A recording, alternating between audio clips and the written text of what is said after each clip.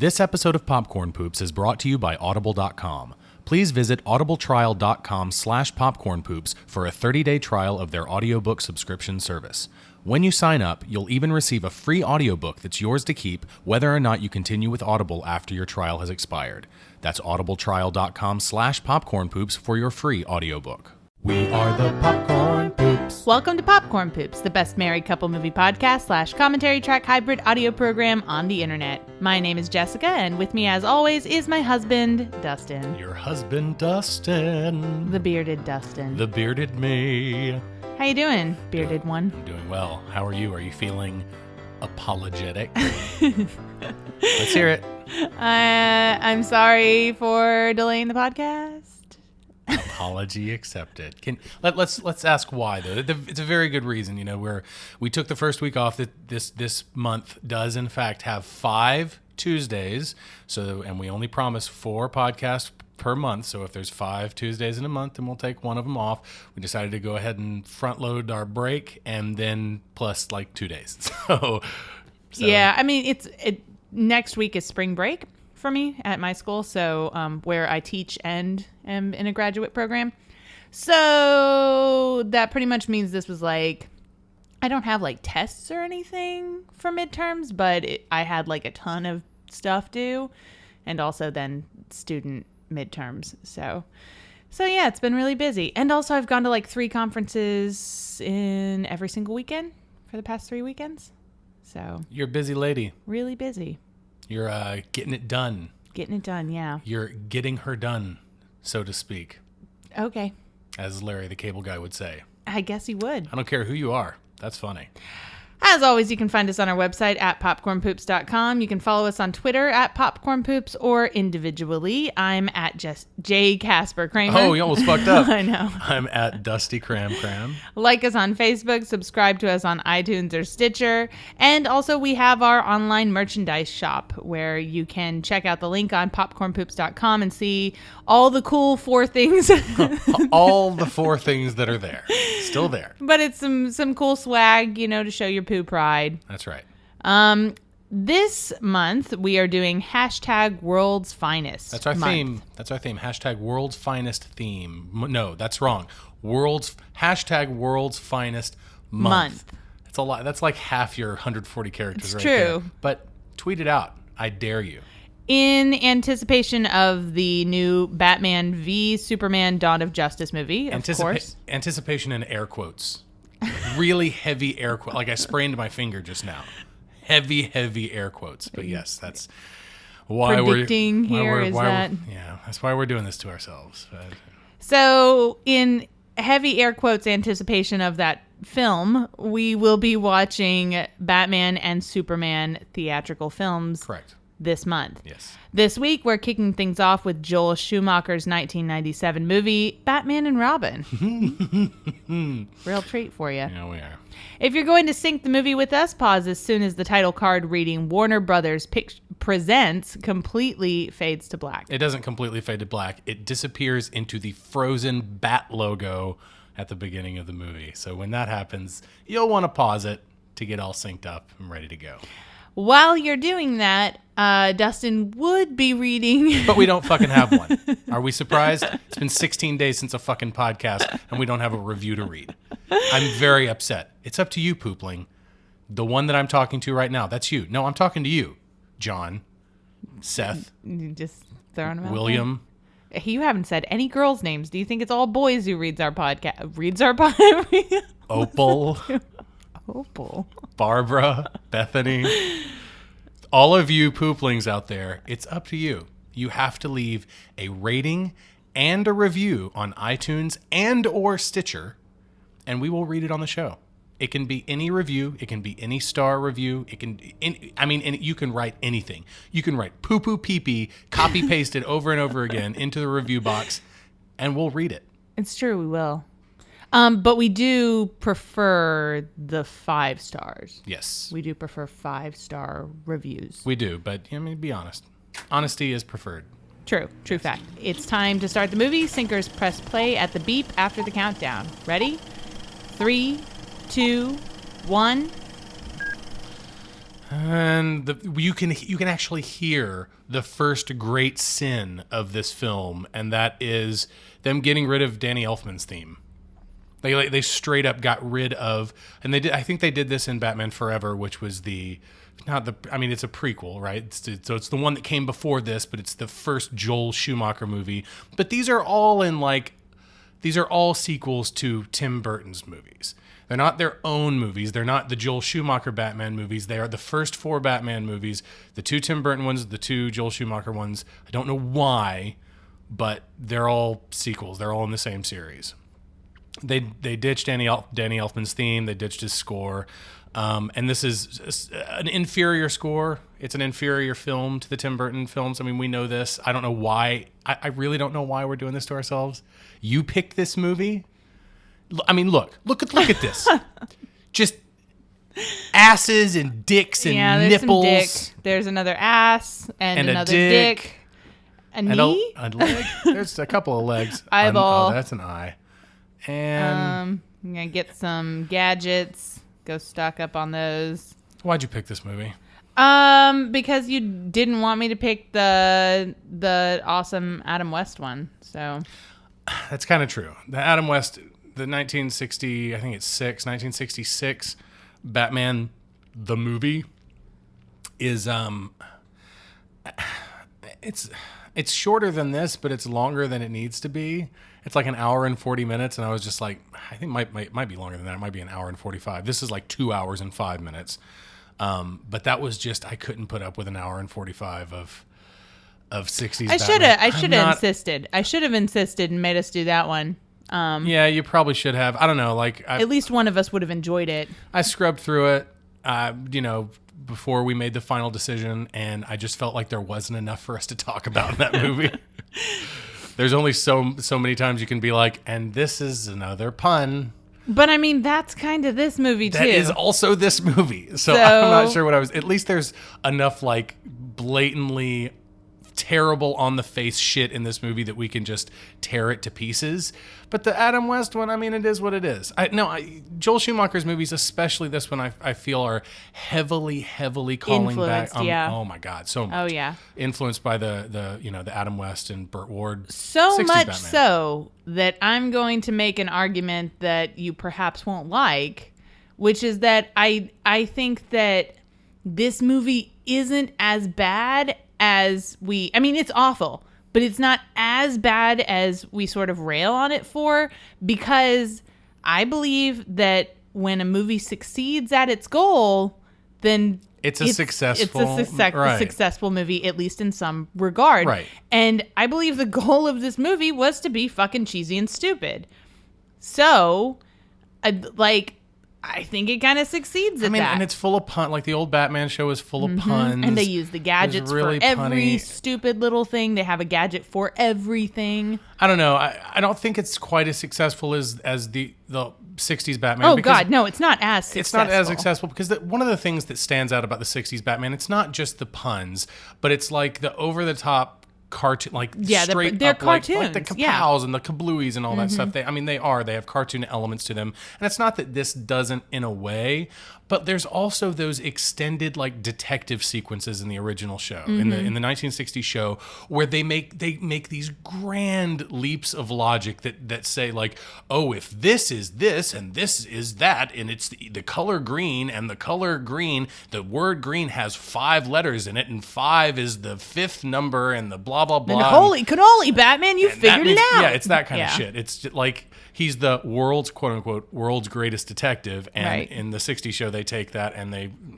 turn it into a satire. I think it's more successful than this, obviously, but are the puns in this any better than the puns in the 60s they're Batman? probably equally bad. No, they're puns. They're probably equally bad. I think the reason why this one, because to be completely honest, I think the 60s Batman is enjoyable.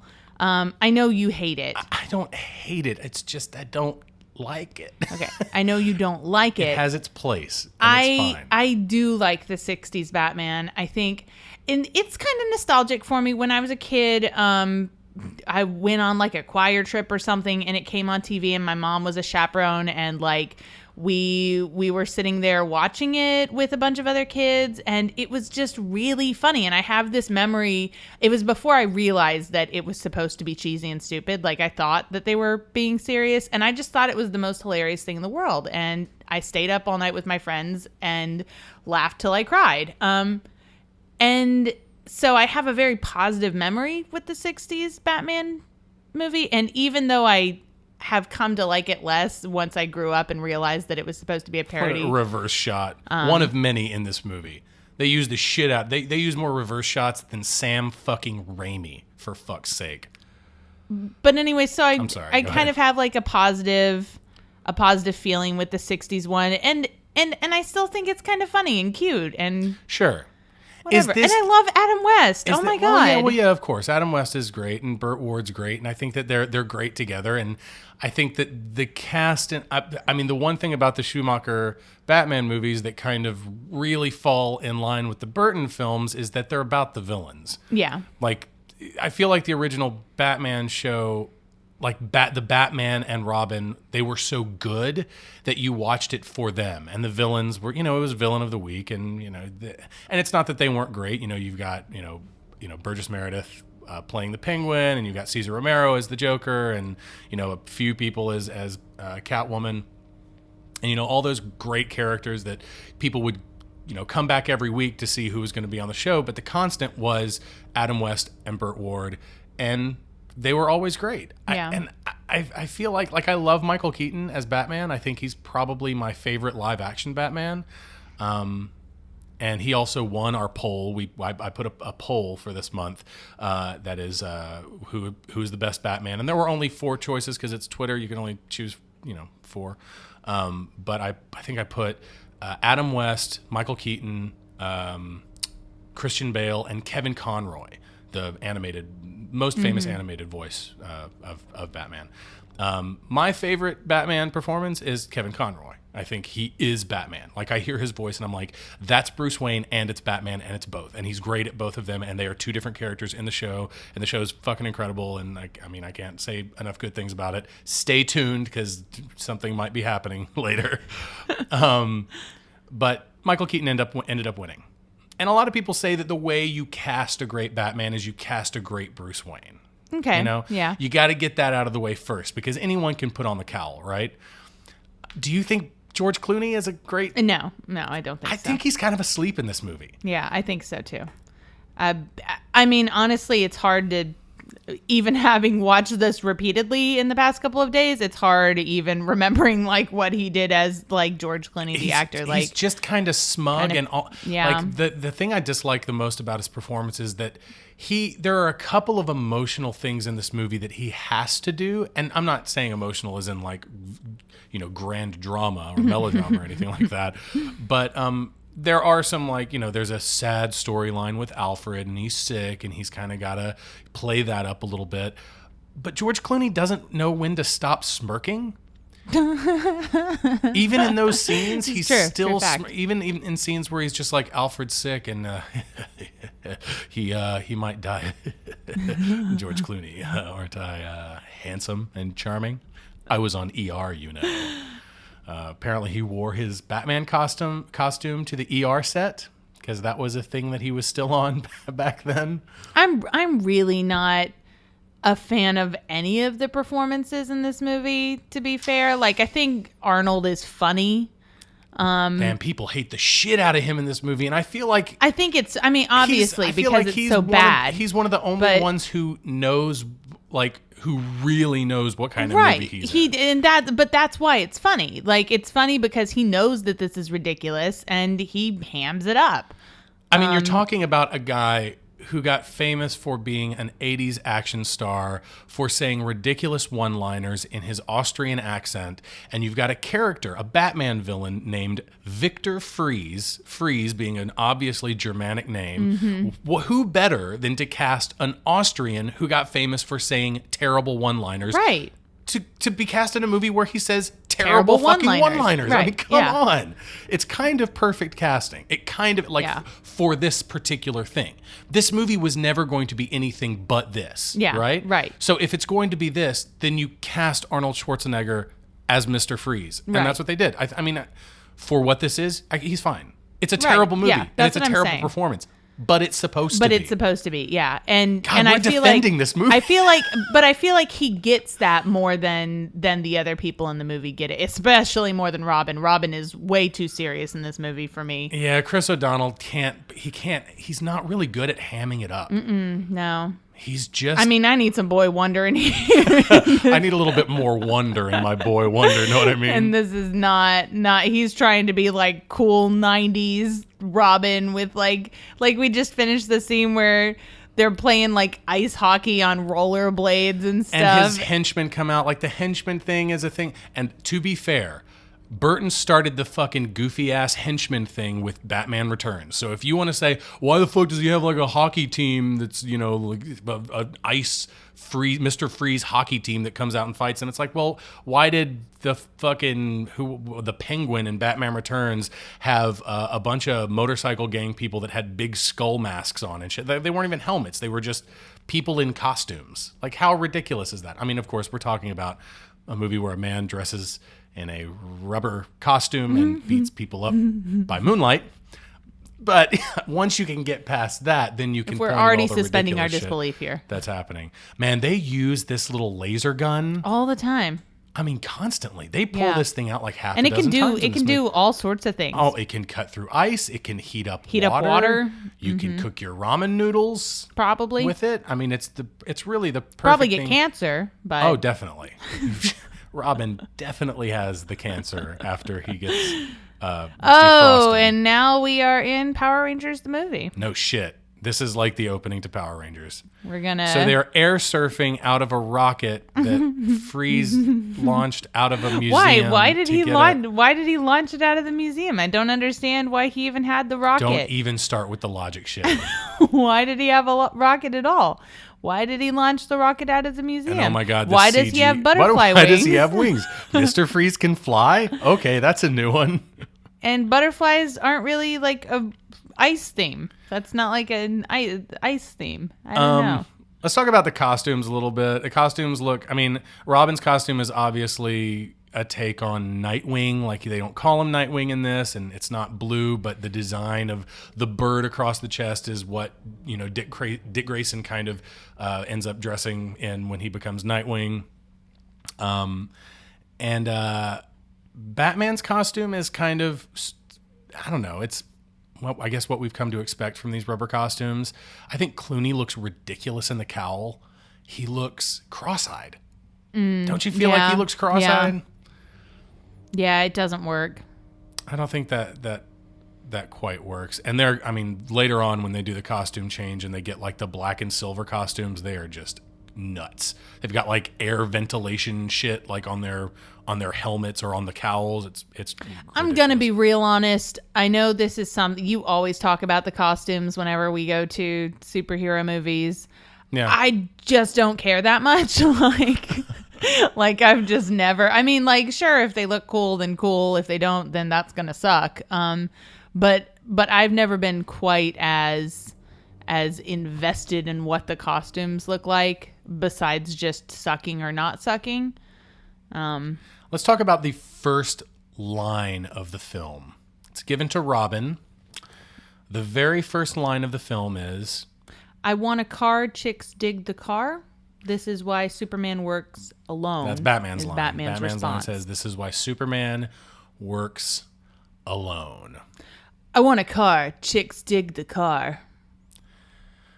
Sets you up. I mean, you know it's what you're getting into. I mean, it's the caliber of writing that we should expect from the rest of the movie. It sets the tone for the entire movie. You hear those first two lines and you're like, Oh, okay. I see the film that I have come to see now. Thank you. So this is what we're watching. And there's Frozen Robin.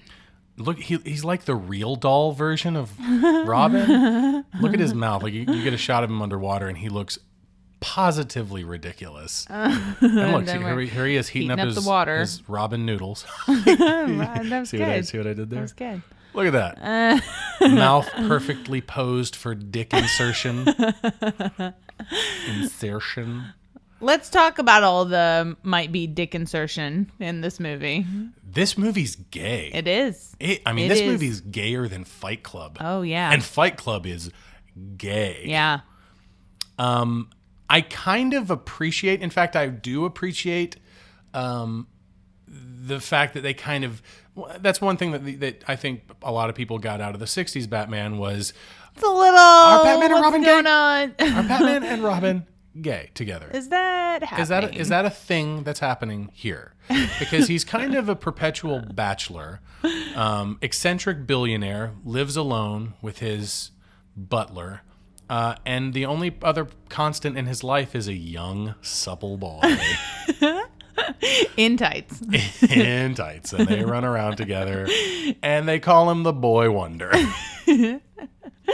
I think it's no wonder they call him the Boy Wonder. Yeah, and I kind of appreciate that this movie takes that and just says, I mean, they expand on it a little bit. Mm-hmm. They expound on that. I think it's mostly in motifs. It's very, tongue placed firmly in cheek. Mm-hmm. Gotham City is decorated With naked male statues. giant naked men. The fact that Batman kind of hits hard a few times on that dick when he's He calling does. him. George Clooney really likes saying the name Dick. Like, really. And there are a couple funny moments where he says it and it sounds like he's insulting him. As much as I like to rag on George Clooney for his terrible performance in this, I do feel like he's kind of asleep through this movie.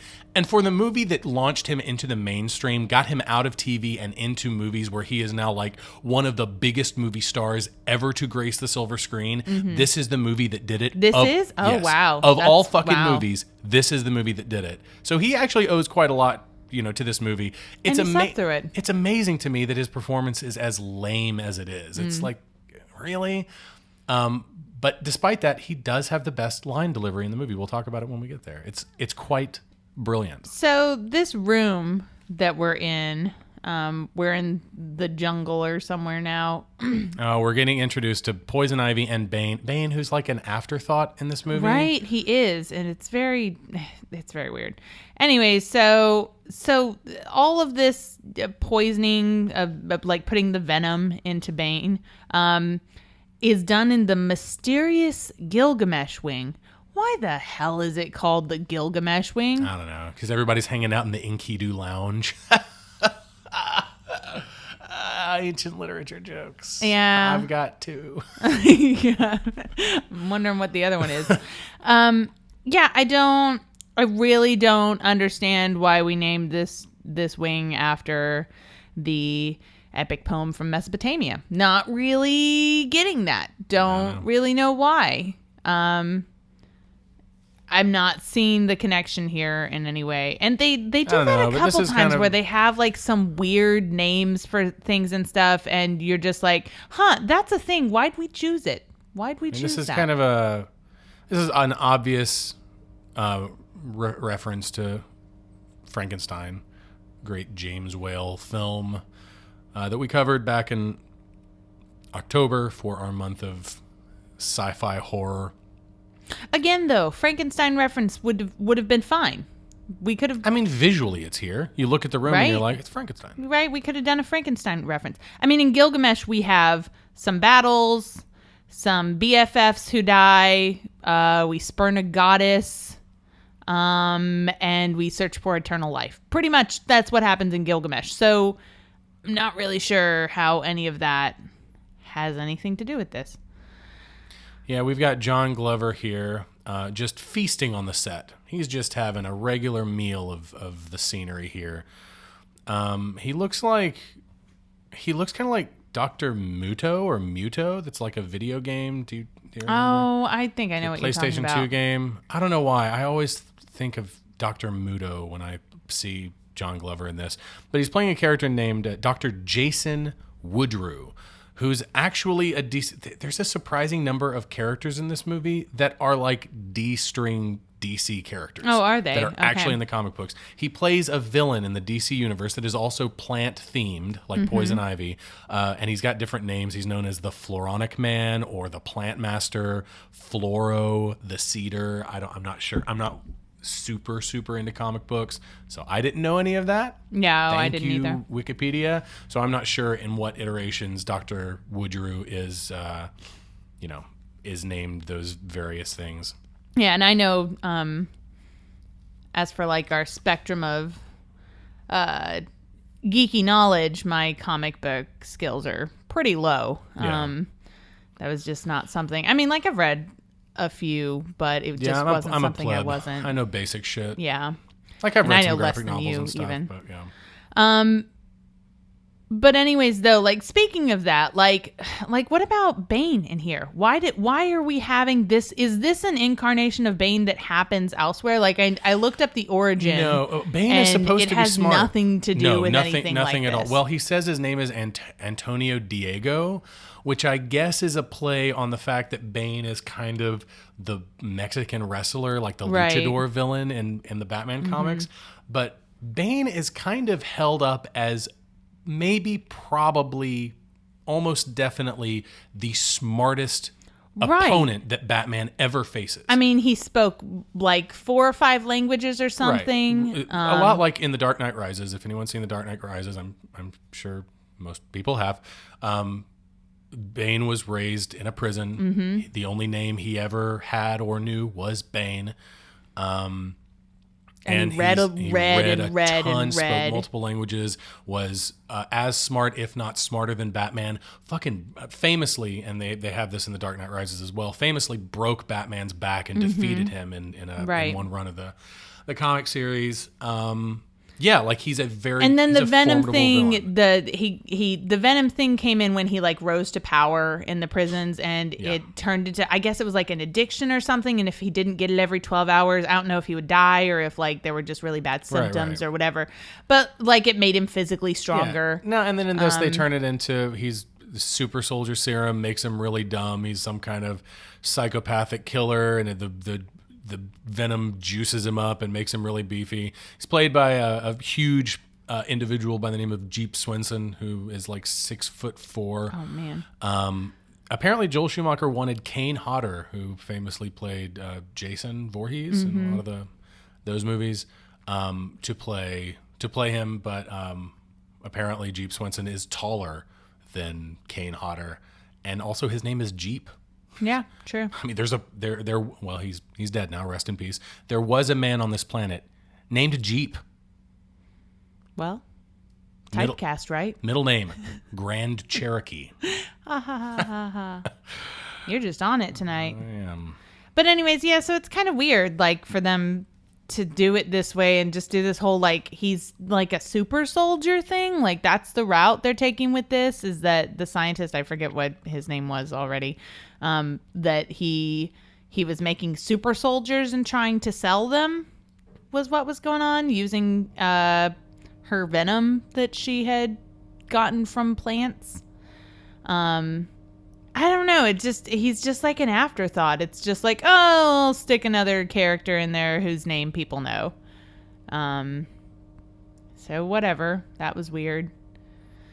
Certainly was. And finally, after how many movies? 4. This is the 4th movie. They're finally trying to build some kind of relationship between Alfred and Bruce, And it is just so try hard. and they're doing it through like these little flashbacks in That they- Wayne Manor. They just do randomly sometimes and are supposed to make me feel emotions, but they don't. They don't make me feel emotions. The one we just had showed Alfred, like showed little Bruce running down the hall, and he slips and slides to his knees. Mm-hmm. And then Alfred's runs like, out. Oh my gosh, Master oh, Broussard, Master you've Broussard, are taken you all quite right? a Oh, tumble take a there. tumble. Oh, yes. And it's like, no, he's fine. Oh, my goodness. Hello, He's fine. Uma. Hi there, Uma. How are you? Good to see you.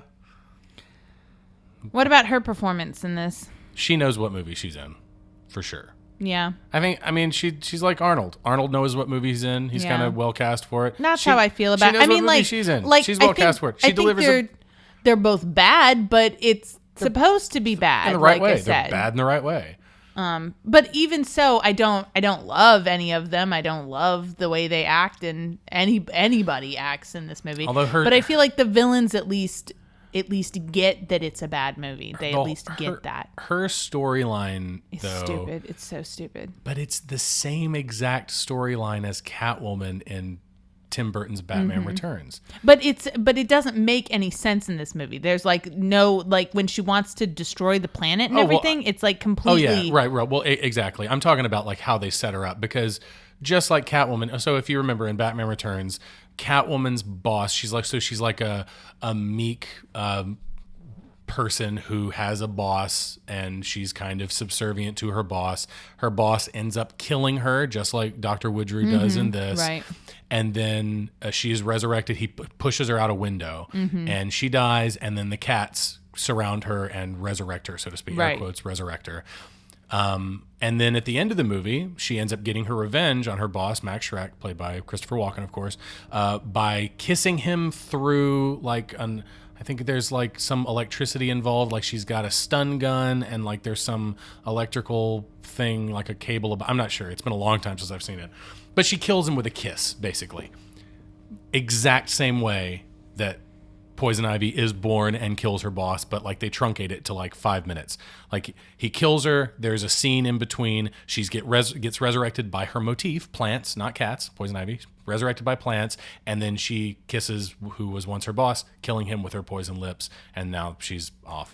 Right, because but we're saying this and we're drawing this connection here, and I think it's less about this is a connection in Batman and more about this is just a trope storyline, origin story that we have for female villains. Like this is just one that we use, and we use it all the time. Someone who is probably more intellectual, definitely not sexual. But, I mean, And then they get killed by a man whose advances perhaps they spurn, and then they come back look at Vivica A. Fox. super sexual, and use their sexuality to kill men. Right. Misandry. Sorry. I think it's pretty fantastic in this movie that Mr. Freeze is like totally not gonna cheat on his wife. Like he's really serious about that through the whole Mr. movie. Freeze has always been one of the most sympathetic Batman villains ever. Like it's hard to even call him a villain. Like Yeah. he's so laser focused on his mission that he comes off as sociopathic until you know what his goal is, until you know what his aim is. But even then, like we haven't seen her yet, but he does everything that he does to try to find a cure for McGregor syndrome, which his wife suffers from, Nora Freeze, and he keeps her in this tank, suspended and alive, so that he can one day find a cure and bring her back. And one of the best episodes of Batman the Animated Series, Heart of Ice, it's like the 14th or 16th episode of the first season, is all about Mr. Freeze, and it is fucking incredible. It is such a good episode. Like it's one of the greatest Mr. Freeze stories ever told, like anywhere. And it's really well recounted. And it's of course it's from the comic books, but I don't know. It fits nicely in 22 minutes. It's very satisfying. But then of course here is Nora Freeze. But his plan, I imagine his plan was probably this at some point in the comic books, but just the way it's presented here is pretty dumb to me. His plan is to steal giant diamonds Yep. in order to create an ice gun that will hold Gotham ransom Yes. for billions of dollars in order to complete the research to save his wife. Yeah. But he's stealing... I mean, have you seen the size of the diamonds that he's Pretty stealing? big diamonds. He's stealing potentially billions of dollars worth of diamonds as it is. Yep. Why not just cut out that last step and sell the diamonds? diamonds to fund your research? Get the money by selling the diamonds? What's the point of the ice gun? Like, you've already got a vast amount of wealth in diamonds from all of your thieving. Also, he uses diamonds to enhance lasers to keep himself cold? Yeah, they try to explain that somehow. Is there such a thing as cold lasers? Whatever. Like, Are you trying to use logic in the movie? I mean, it's basic logic. It's the kind of shit that derails you right off the bat. You're like, wait, lasers and cold? It's like the idea that, I don't know. I think a microwave is a wonderful tool, but there's never been like a freeze-a-wave that you can just instantly need one, though. freeze something. That would be really cool, though. I keep waiting. That would, do you see, yeah, I've been watching this movie too much. That would be really cool. Yeah, I heard it. Did you catch the missed opportunity that Robin had earlier, like in the scene where they were playing ice hockey, and he picks up the diamond and he holds it up right in front of his face and he says a word. He smiles and he says a word. Do you remember what word No, he says? I don't. He says sweet. Uh-huh. And it stands out because he picks up the diamond in a movie with a ton of ice puns and he doesn't go cool. Right. I mean, come on. Well, I think they have Schwarzenegger say cool like approximately Stay 3,000 cool. times in this Chill movie. out. So, oh God, I hate this whole storyline so much. Oh, the Batgirl storyline. Look at Yeah. the smoke just coming from nowhere. What is that? Where's the smoke? Something's on what fire. season is it? Fall? Alfred. Is I don't this know. Fall? Is it fall? I Is didn't think it burnt? was fall before. It's the season where the house is on fire and no one cares. Yeah, I hate this whole storyline. I hate this whole stupid thing with her coming and bike racing. This movie is so 90s in just like the worst way. It's the air surfing and then the rollerblading the and- ice skating. But and- they have their rollerblades. Is there Oh, rollerblades? they are wearing rollerblades in the ice skating scene. What? Well, when Batman and Robin click their heels together, it's Oh ice yeah, skates. it turns to ice skates, and then when they stand up, they're rollerblades. I did not even see that. Yes. Are you fucking serious? I'm so fucking serious. Go back and look. They didn't get ice. They didn't get ice and have people ice skate. They just That's painted incredible. the floors white and got rollerblades. That's fantastic. Yeah, no, it's rollerblades. God, I wish I had caught that. That's Robin, amazing. when Robin goes and has to play ice hockey to get the diamond back, when he goes and does that, like he has rollerblades on. He rollerblades around. So anyways, we've got rollerblades, ice hockey, air surfing, cock gobbling. Oh, Coolio. Coolio. What else do we There have? is a Coolio in this movie. Bike racing. And Wait, it's not just do you- bike racing, it's crotch rocket Do racing. you think they got Coolio because his name is Coolio? Yeah, I've but got we the didn't make a great idea. reference to it. We could get Coolio in the movie with Mr. Freeze, and it's Coolio. I have a really terrible. That was good. Has Arnold ever been on the show? Oh, I think we've had him on the show. Have we had an Arnold movie yet?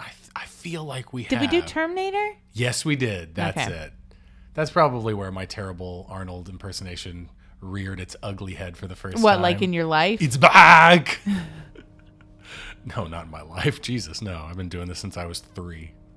But what movie spurred the impersonation? That was. Oh, I don't know. The first one I ever saw, probably. What was the first Arnold Schwarzenegger movie I ever saw? Ugh. Probably Terminator 2. You like to say it's not a tumor a lot. He's not a tumor. Who is your daddy and what does he do? Anyways, Alicia Silverstone, this stupid Who can't storyline. fucking act her way Oh out of my a paper God. bag. It is so bad. What in the hell is she even doing in this movie?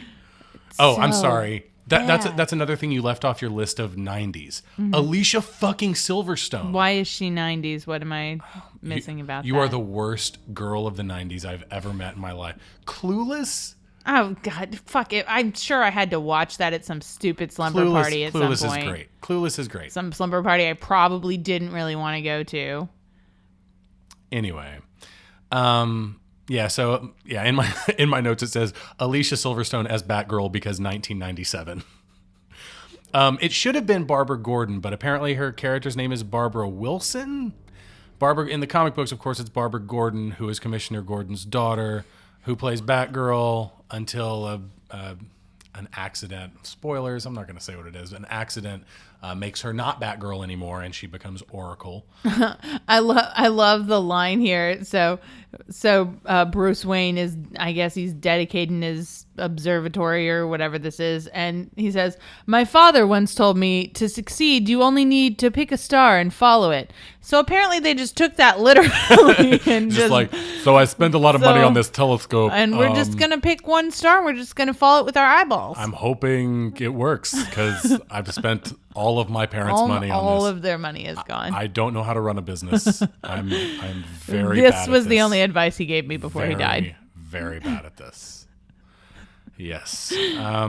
Also, does it not make anybody uncomfortable that Bruce Wayne has all of these satellites like around the planet? Like, no, we're totally cool with that. No, fuck it.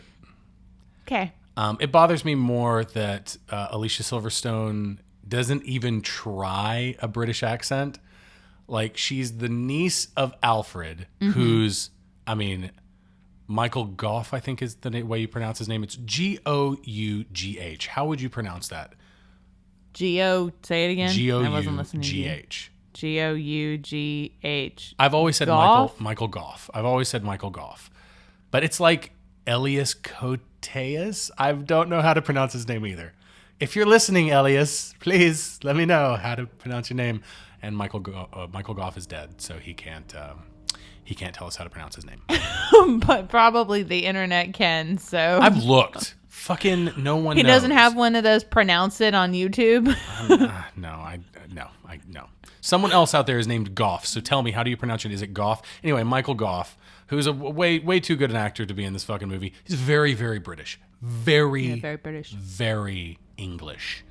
Alicia Silverstone, who apparently goes to Oxbridge University. You know, we're laughing about the term Oxbridge, but that term has been around as a fake school name since 1849. I mean, it just refers generally to like, I mean, and it only in the it's Americas. also used as a pejorative too. Oh yeah, but it's mostly used in the Americas. I'm sure it's probably more of a pejorative in Europe and especially in England. Because it's like a social status. It's a class. Yeah, exactly. Of people. It refers to like the prestigious Elitists. intellectual elitist in the academy. You know, that's what it's about. But her university is actually called Oxbridge University. So she's the niece of a very, very English man. She goes to a very, very English university, talks about living in London and all this shit. And she's like, "Hi, I'm Alicia Silverstone. Cheerio." I want to know why in this scene, the announcement of the telescope, why Poison Ivy is wearing a disguise. Right, who would know her? Who? No one knows who know the her? fuck you are. Well, And where the fuck did Bruce Wayne pull that giant invitation from? I mean, Oh, okay. where do you think? I guess Robin's been making some room up there for a few years at least. Fucked him so hard he used to look like Val Kilmer. Now he looks like a totally different handsome man. What is this monologuing here? Like the cops were escorting her out. I think this is a soliloquy. So anyways, what was I saying? I don't remember what I was going to say. Oh, her disguise. Yeah, it's terrible. Right? It's like no reason. but she comes back later in the movie and she goes to like a ball or something as the scientist again and like tricks somebody into giving her keys or whatever. So, but like, I don't know. She uses the scientist outfit so little that it would make more sense to have a disguise to be a scientist than it would to have a disguise as Poison Ivy. Like, you know what I'm saying? Yeah. She spends so much of her time just looking like Poison Ivy, I which don't know. no one would know No one would know or care. or care. They'd be also, like, or care. she has You very don't have red to hair. dress like you're a crazy person. Yeah. That's not a definitely. requirement. She could put on a pantsuit and have just very, very, very red hair put up in a bun or something. Mm-hmm. That's fine. right? No one's going to think you're a crazy person. But no, she makes this grand transformation into Poison Ivy and then disguises herself as what she used to look like. If anyone knew what she looked like before anyway, she's disguising herself as what she looked like before. Mm-hmm. I'm not sure. Again, I think we're trying to find logic where there is none. We missed one of my favorite lines in the movie. Bruce Wayne notices that Barbara studies at Oxbridge, and he says, "You study at Oxbridge?"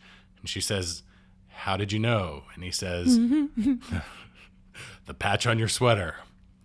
World's greatest detective, folks. No better than good old Bats." It's pretty good. We'll come back to it eventually, but holy shit, look at the vague racism. Just the, hey, look at all this. Here's a tribe There's of so many problems in some this kind. So many things to be concerned about here. Oh yeah, we didn't talk about Gossip Gertie. Gossip Gertie, this older lady that was on the right of the screen just there. She's played by Elizabeth Sanders, who was Bob Kane's wife. Bob Kane, of course, being the credited creator of Batman, although it was probably a guy named Bob Finger. But that's a story for a different day.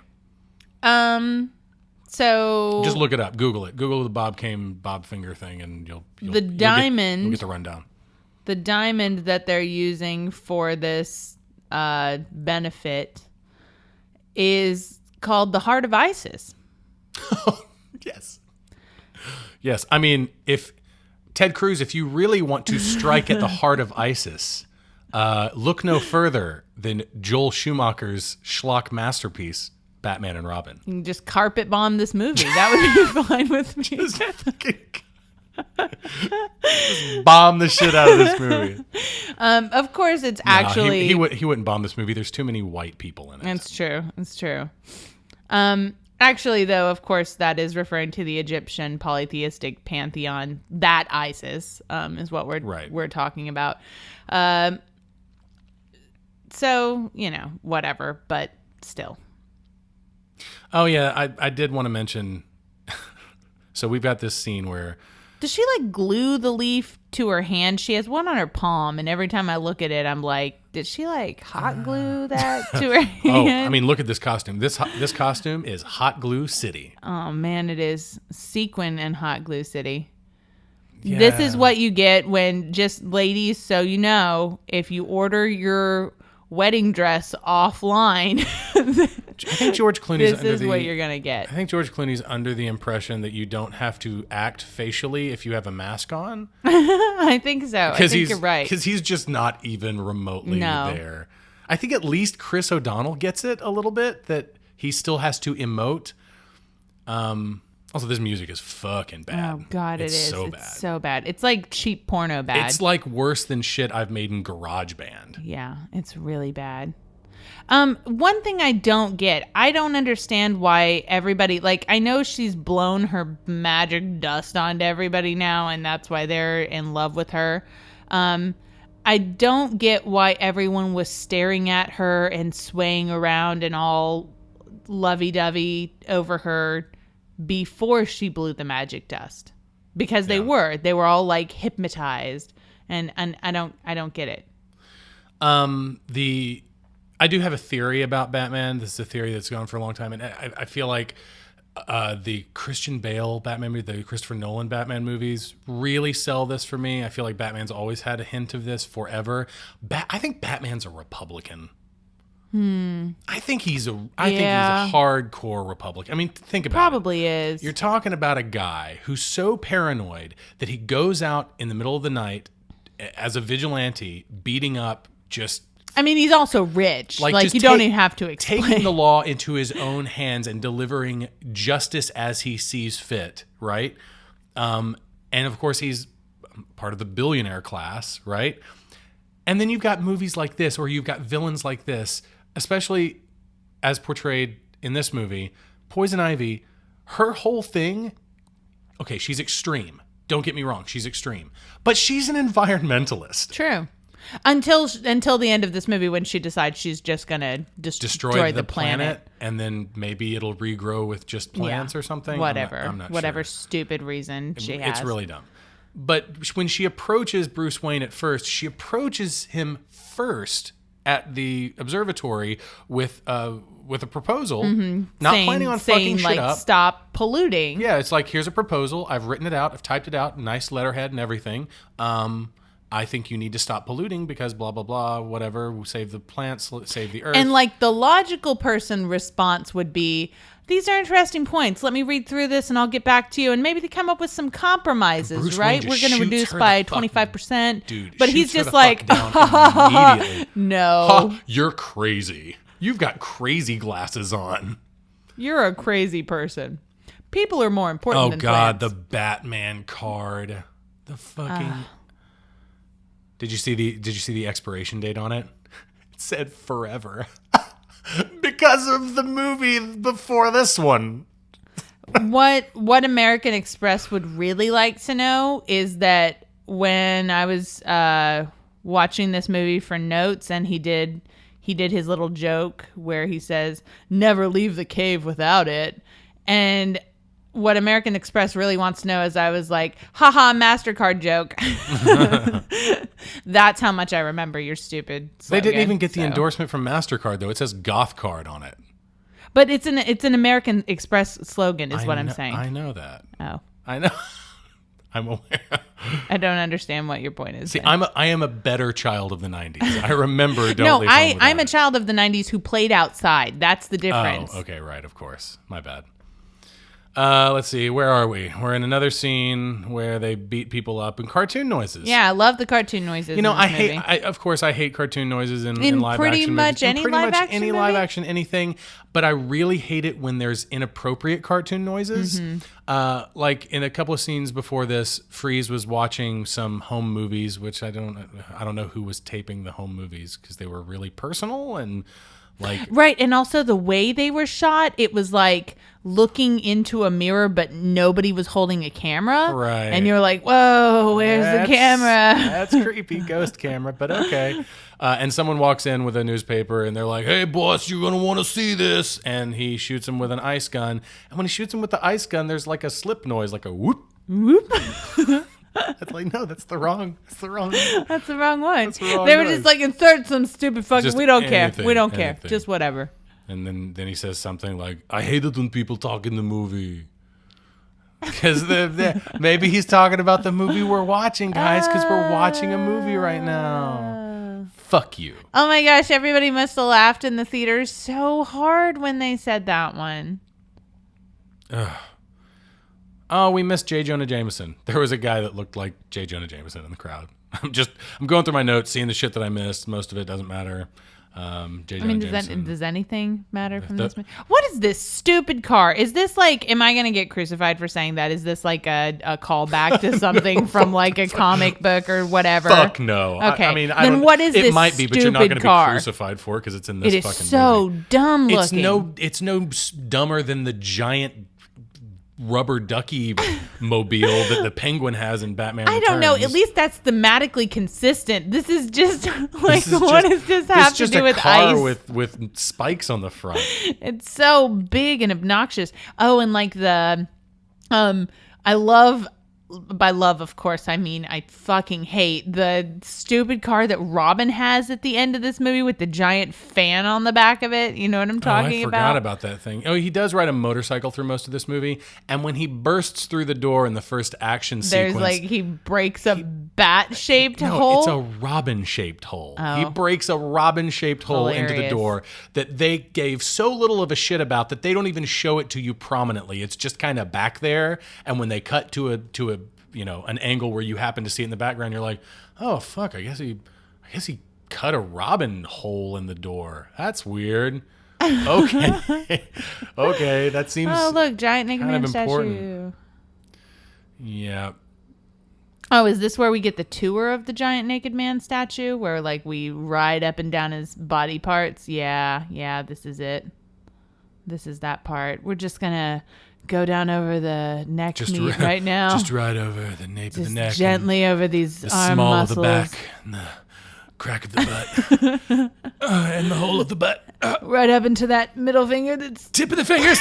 Oh, here we go. I'm almost there. No, Robin, you can't go.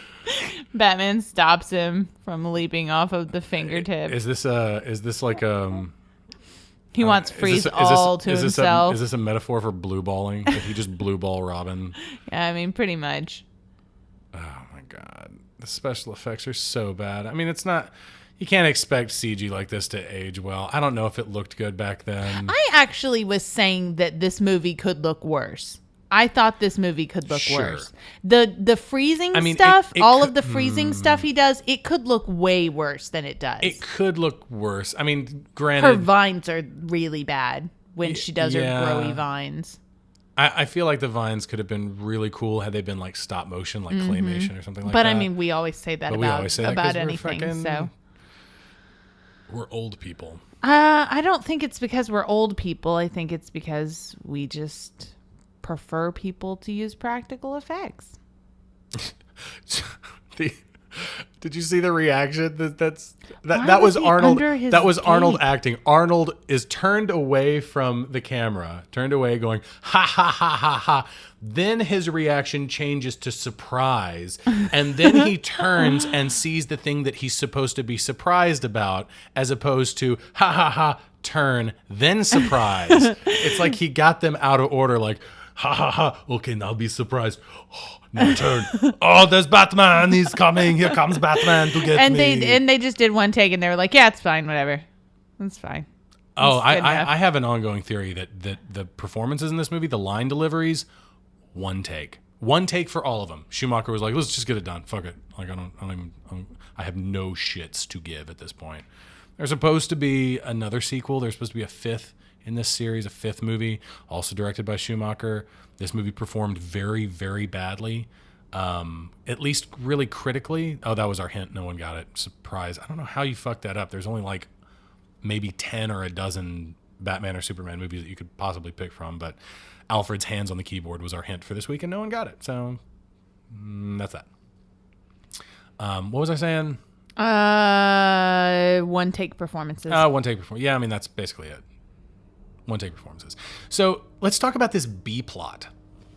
Oh, the Alfred plot? Yeah, the Alfred plot. So Alfred is looking for his... Also, Alfred just fucking suddenly has family in this movie. My God, yeah. He has family coming out the ass. Mm-hmm. So many, we can't keep up with them. So not only does his niece show up, but there's also this whole B plot about him looking for his brother Wilfred, who is like the Alfred, handmaid. Wilfred, Alfred, right? And also everyone in his family is a butler.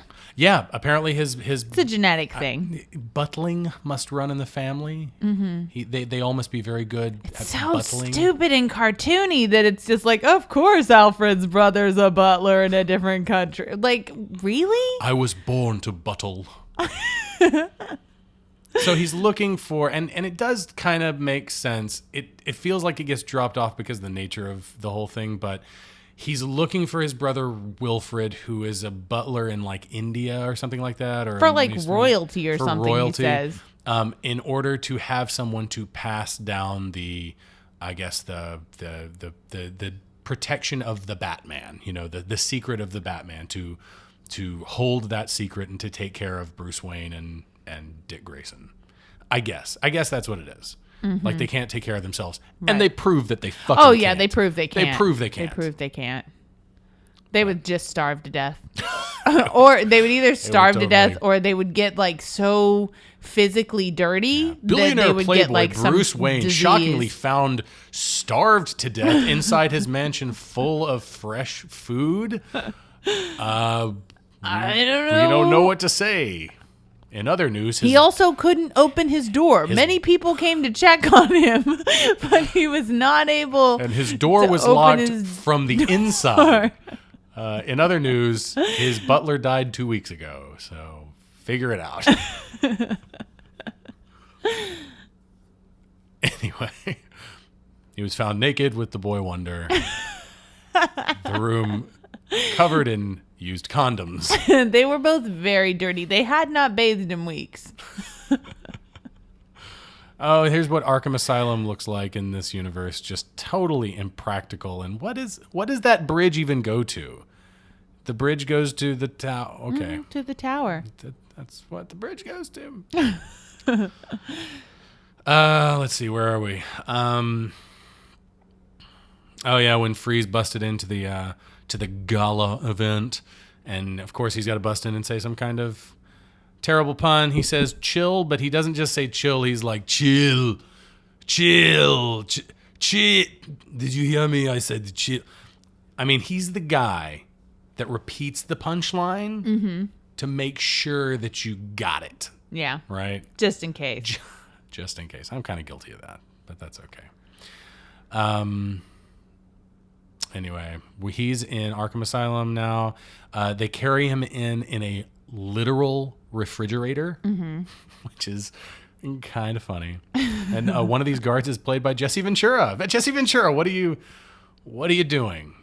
And you ended up being a governor, just like Mr. Schwarzenegger. They were also in multiple other movies together. The first movie that they were in together was Predator. They were in Predator together. Also, The Running Man. They also ended up as governors of state.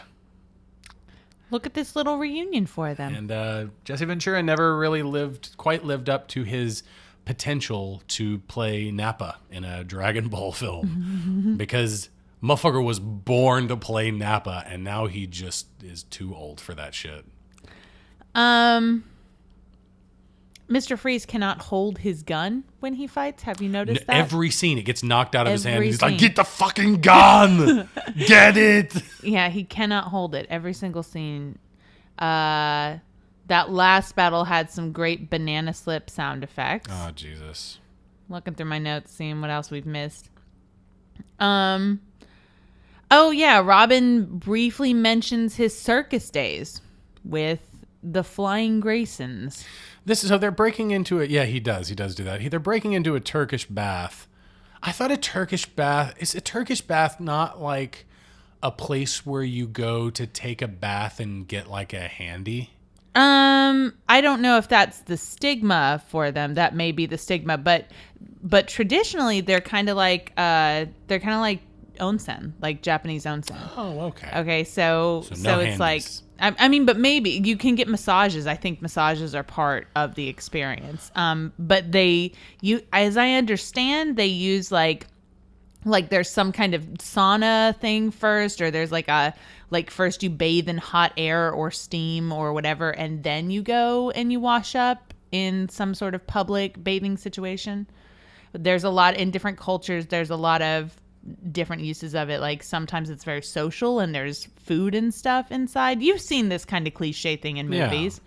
And then also what's really funny is in some cultures where like the Turkish bath style is pretty prominent, they also have a lot of problems with how everyone has to be naked when they do it. And that's like you should do this because it's usually like religiously related. It's about cleansing and stuff, but they really have an issue with the fact that they have to be naked while they do it. So kind of interesting. There's a word for this, the look of this movie, and the word is garish.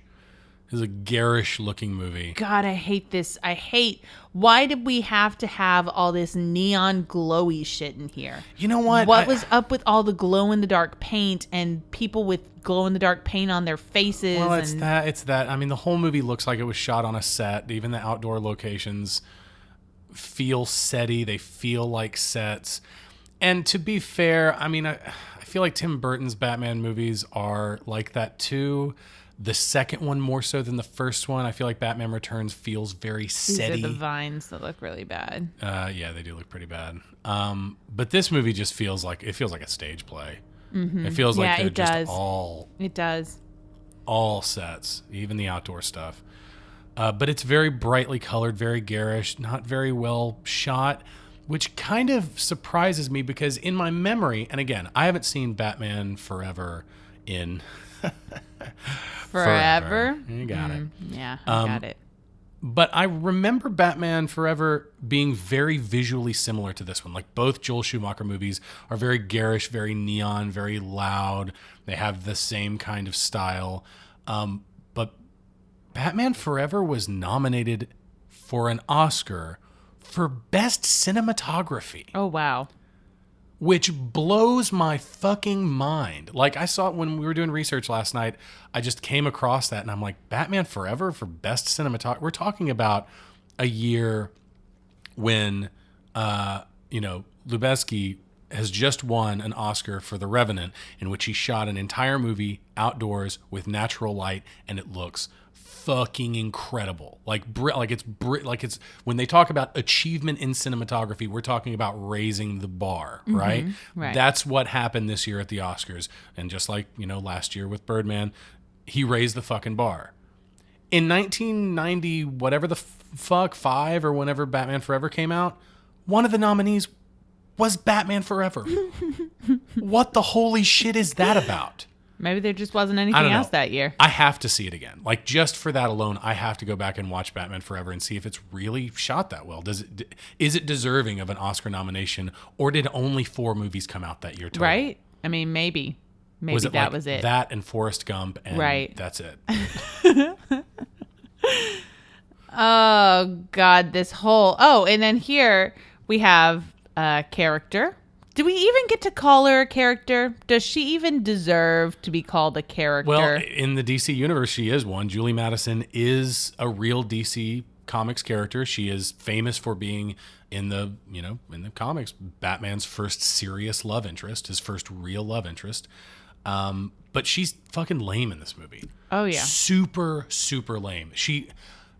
In that scene, we just saw that she wants to settle down with Bruce Wayne. She's talking about marriage. He's not ready for it because, of course, he's not, because he's fucking Bruce Wayne. And she's just like, that's okay. Here's a kiss, something to, something for you to think it. What does she say? She's like, this will help you think it over or something like that. Here's some food for thought. Here's some food for thought. Chew on my tongue a little. And then she kisses him like it's a big deal. And I'm just like, you guys fuck, right? Like, I mean, you've been together for, I guess he is a Republican. He's definitely, maybe he's still a straight virgin. But, again, we know what movie we're watching. Yeah, I mean. Oh, did you see the reference, the Clockwork Orange reference? Fucking droogs are hanging out here. Fucking droogs from Clockwork Orange are in this scene that we just saw. I shouldn't have to think of Stanley Kubrick while I'm watching this movie. You've just made me think of, one of the best filmmakers that's ever lived ever, while watching one of the worst films that's ever been made. Ever. And look at this little child screaming. It's way past his bedtime. It is past I wonder his if this bedtime. red helmet... So Robin follows Batgirl out to this motorcycle race, and he puts on this red helmet. I wonder if that's a reference to Red Hood. Red Hood? Yeah, Maybe. I thought Maybe about it that. is. I'm not sure. But anyway, back to Julie Madison. She kisses him. She's like, okay, well, you don't want to talk about marriage. Here's some food for thought. And then he calls her Ivy. Yeah. And she's like, who's Ivy? Oh, well, gotta Oh, go. well. Okay. See you you don't want to later. talk about marriage, and you called me another woman's name. Oh, well. And like is that the last scene that she's in? Do we have one There was- more scene with her? Kinda. She's there at the observatory for like the opening of the telescope. No, I know that, but I mean, was the one we just saw the last one that she's in? Is there another one after the dinner scene? Does she show up again? Yes, in the observatory when they open the telescope. That where Poison Ivy shows up later and she uses her magic okay. dust Yeah, on no, I know Commissioner what you're Gordon. talking about. Yeah. Apparently there was supposed to be an extended storyline in which there's also supposed to be an extended storyline in which Poison Ivy's identity was supposed to be a secret, which makes more sense with the disguise and stuff. And you get a little bit of that. You see a moment where Robin is on the computer and he's looking at Poison Ivy in her disguise and he's like, "Who are you?" And that's as far as that goes. But it's Greatest detectives in the world. great. The world's greatest detective. it was supposed to go farther than that. It was supposed to be this great B plot where, she's not great, but, vast. Where her identity is like revealed at some point. It's like, oh, you used to work for Wayne Enterprises and that's how you know about all of these terrible secrets and we're hurting the planet and that's why you're so pissed off and whatever. And then in that scene that's coming up where they finally open the telescope, Julie Madison was supposed to have the opportunity to actually break up with Bruce Wayne when Poison Ivy uses her spell on him and he like goes and flirts with her, does something, and Julie sees him and she's like, "We're done, Brucey." There's also an alternate version of that scene that was written or shot, I'm not sure which, in which Poison Ivy uses the little switchblade knife that she has later to kill Julie. Oh, man. Like stab her to death. But here's and they the were thing. like, that's too dark for our cartoon movie. Here's the thing, though. Both of those plots at least finish her storyline. At least give her something to fucking do. At right, least yeah. they do something. I mean, she's just going to do nothing Well, and we're left with nothing. Yeah, exactly. Like, they start an arc no for her. resolution whatsoever. I mean, not that we're going off of much, but Sure. but nothing. But just again, nothing. We're saying all this, but when we say this, we are asking for this movie to be longer than it is. Also true. Also true. But the we're kinda- also asking for it to be competent. Right. But the kind of shit that we could cut out is shit like this. Like, do we need the motorcycle this? Do we scene need where the bike race? Robin goes after Batgirl? Do we need her whole stupid storyline in the first place? Is how I got kicked out of Oxbridge because, bike racing's not on the curriculum. So badass, and in London they're just so Rudy toot toot. And I like bike racing but I'm doing it for a good cause. That's what it is. Her character she's rejected the culture that she's come up in to the point where she is English, but she speaks with an American accent because she's putting it on. Okay. I'll buy it. Whatever. So she's insufferable. That's what she has become. Her whole like this dismal life of servitude, she says about Alfred. About Alfred, it's like, But the reason she's bike racing is so that, but the logic is it's so broken. I mean, again, talking about logic in this movie. The logic is so broken though, because Alfred has been paying for her schooling at Oxbridge.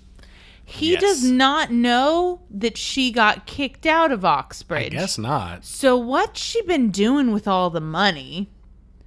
Number one. Number two, the reason why she's bike racing is so that she can, I guess, buy Alfred's freedom or whatever. And to like pay him back for her schooling so that he won't have to be a butler anymore. And I'm just like, he's paying for, how about you just don't pretend to go to school? Clooney is talking about an old man dying. His father figure, who has been a father. And look, he's smirking. I mean, seriously, who's been a father figure to him longer than his father was a father figure to him. Think about that for a second. Alfred has been Bruce's dad longer than Bruce's dad was Bruce's dad. Much longer. Much longer. And he's Times like 3 or 4. He's dying. Yeah, he's totally smiling at What do you that think scene. of my chin? But anyways, though, yeah, it just doesn't make any sense that she's bike racing to pay Alfred back for her schooling that she's not going to, and that somehow that will be enough money so that he won't have to be a butler anymore. I really don't know. This shot, but it's I'm so sorry. stupid. This shot right here of Freeze carving a little miniature ice statue of Nora Freeze and putting it on some little contraption that he made to just look at his wife. This is a shot out of a better Batman movie. Yeah, true. True, it is. Look at that stupid costume and those stupid horns on her head. I think at some point in the next couple of scenes, she refers to herself and she does it by pointing at the horns on her head. It's like, this one right here. Yeah, look at my head tits. You like them? Maybe that's what you do if you're Hey, Poison hey, Ivy. hey. In Japan, you My- point at my like your eyes are down nose here. when you point at yourself. My eyes are down here, guys. They're down here. Yeah, that's true. You do. You point at your nose. in Japan. So maybe if you're Poison Ivy, you point at your hair. I'm sorry, I can't get over Dismal Life of Servitude. It's really stupid, What the right? fuck is she talking? Dude lives the sweet life. Right. And if there were any reason that Alfred was just like, hey, listen, Bruce, I'm fucking old. I don't want to answer your door and make you mac and cheese anymore. Look at the Riddler and Two-Face costumes. Yeah. That's cute. I guess they weren't brave enough to reference Burton's movies directly. They're willing to take Pat Hingle and Michael Goff and just, use them and abuse them, exploit them, so to speak. But God forbid you put the Joker costume in a scene, next to the Two-Face costume. Anyways, so what I was saying is like if Bruce was just like, I don't want to work anymore, I don't want to answer your door and make your mac and cheese anymore, Batman, then probably he'd be okay with it. Yeah. I mean, he'd be like, okay, I'll just use my billions of dollars to hire some servants. If at any point Alfred was like, hey, I want to retire, I'm sure Bruce would be like, okay, you're kind of getting up there. I was wondering when you were going to be like, hey, it's time for me to not do this anymore. And I'm sure he would be living probably still on the property. In the same house, Probably. in the same room. Yes. And things would still be taken care of. Everything would still probably be pretty much the same, except someone else would be answering the door. Right? Like, it's just really weird. It's really weird. And this movie also really, something we haven't talked about is how this movie wants me to believe in all these relationships that I don't believe in. Like the Alfred niece relationship where he's all like talking about referencing tucking her in at bed at night. And I'm like, what are you talking about? Like, okay. When did you do that? Exactly. When in fact did you do this? Because you've been taking care of Bruce. Was she living in the house forever? at some point? Bruce is clearly older than Barbara. So she was born at some point after, probably around the time, if not after Bruce's parents died. So Alfred was already taking care of him. And he doesn't know her at all. Right. No, yeah, he has no clue who she is. So it's just very confusing. And what's up with all the orphans? My God. This whole movie is about maladjusted orphans. So here's the thing. Batman is a maladjusted orphan. That's why he connects to Robin, who's a maladjusted orphan. Right, he also likes the taste of his butthole, but that's just kind of a side thing. You don't need a third maladjusted orphan. Barbara Gordon works as a character because her mom's alive, her dad is the police chief, and she's got her own demons to work out that have nothing to do with her parents being dead. But in this movie, they're just like, fuck it, she's Alfred's niece and her parents are dead because because everyone in this movie, because it's a fucking Disney movie. If they're gonna be a villain, then they have to, or a villain. I'm sorry. If they're gonna be a hero, they have to have dead parents. And if they're gonna be a butler, then they have to be part of the Butler family. Right. You have to be born into it. They have to be a Pennyworth. Did you know that's Alfred's last name? No. Pennyworth. That's great. Sounds like a Butler name. It's very much. It's like Higginsbottom or something like that, or Cumberbatch. That's what that guy should be doing. Yeah? Yeah. No. I like Benedict. He's fine. He's just fine. He's just fine. He's a much better detective than fucking Batman and George Clooney. So on your badge on your sweater. Batman. Yeah, you like my chin yet? Who is she? Yeah. I did want to mention something about Bane that we didn't get to. This is something this shares a couple of similarities, with Christopher Nolan's The Dark Knight Rises. Yeah. The opening of The Dark Knight Rises is the bat symbol, the bat logo, freezing and then breaking apart in both movies. Except in this movie, the bat symbol appears and then freezes and then breaks apart, and then we get some credits, and then we get another bat symbol with a robin symbol on top of it, they went logo crazy for this fucking movie. They're like, oh, we kind of like the Frozen one because Mr. Freeze is in it, but it's called Batman and Robin, and this one's cool because it's got the Robin one on top of it. Let's just fucking both. We'll do both of them. Also, Bane. I feel like Bane has yet to get his due in these movies, in any of the Batman movies, because he was pretty disappointing in The Dark Knight Rises. Of course, he's very disappointing here because he's not smart at all. He's monosyllabic and a caveman and just could not be any fucking dumber. No, right? no, he could not. He could not. He just repeats word. He just repeats the last word that he heard. So he could be dumber. He could be like a Pokemon and just say his name. Burn. I think that he does that when he's born, though, doesn't he? I think he does say He Bane. says, and this is Bane. Burn. But that was the last Burn. word he heard, so. Bane. Bane.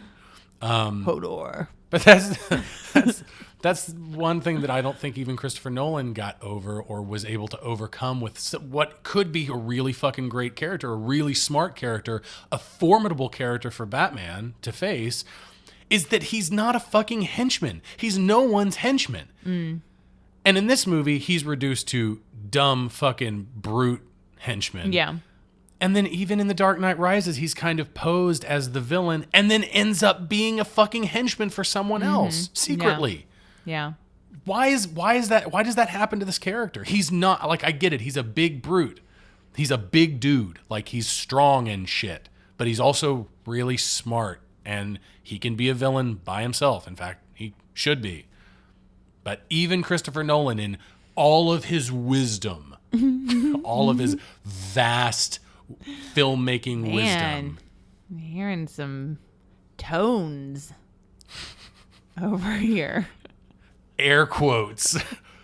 Filmmaking powers. Oh man. I couldn't get over that. I'm sorry. I don't really care for Christopher Nolan as a filmmaker. He's made a couple of good enough movies, and most of his movies are just like, I have not felt any emotion through this entire thing. Was this movie constructed by a robot? Was it built by a computer and spit out on dot matrix paper? Oh my god, this whole thing is so I hate the fighting over Poison Ivy storyline in here, where Batman and Robin. You hear some of the most childish shit come out of these people's mouths. You were just jealous because I was going to kiss her and you wanted to kiss her first. I was going to kiss her. I'm going to kiss her and you're not going to kiss her because she likes me and she doesn't She likes like you. me, she's going to kiss me. You just can't handle it because you're too old and I'm young and hot and she likes me more than she likes you, and I'm gonna lose my straight virginity. I'm gonna do it, Batman.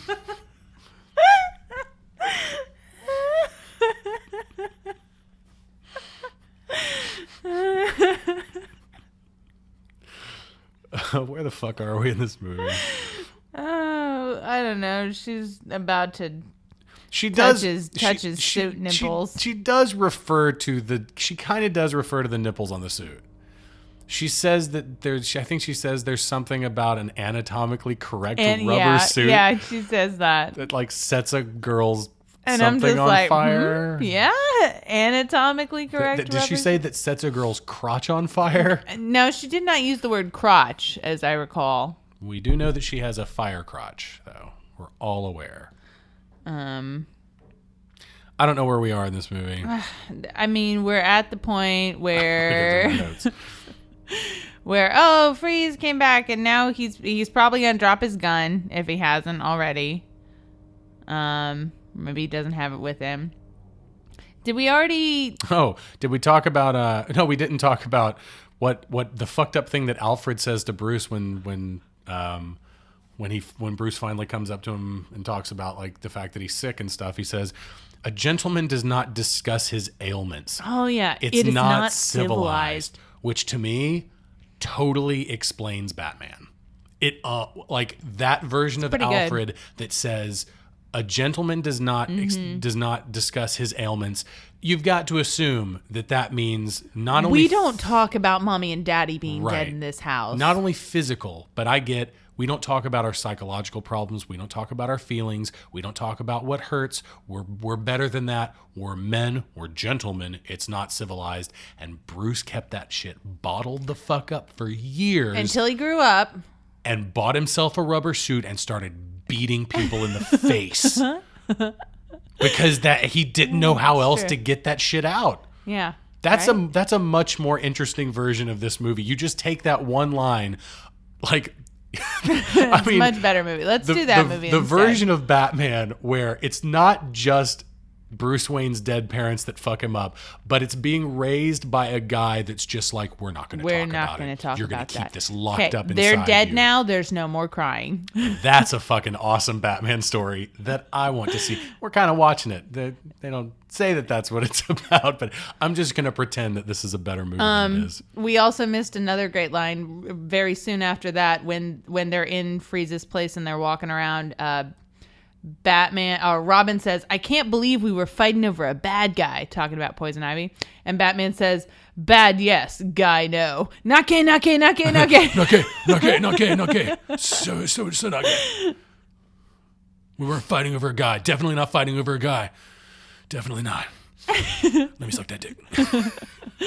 We definitely wouldn't fight over a guy because we're definitely not gay together. And then like Batman has to make some like stab at a heterosexual comment, and he's like, "Great stems though, buds too." And you're just like yeah, that's not what boobs are called. I believe that for real. I liked her buds. Yeah, and her stems. Those are lady parts. I'm also a fan of her vulva. Is that hot? Is that a hot part of the lady body?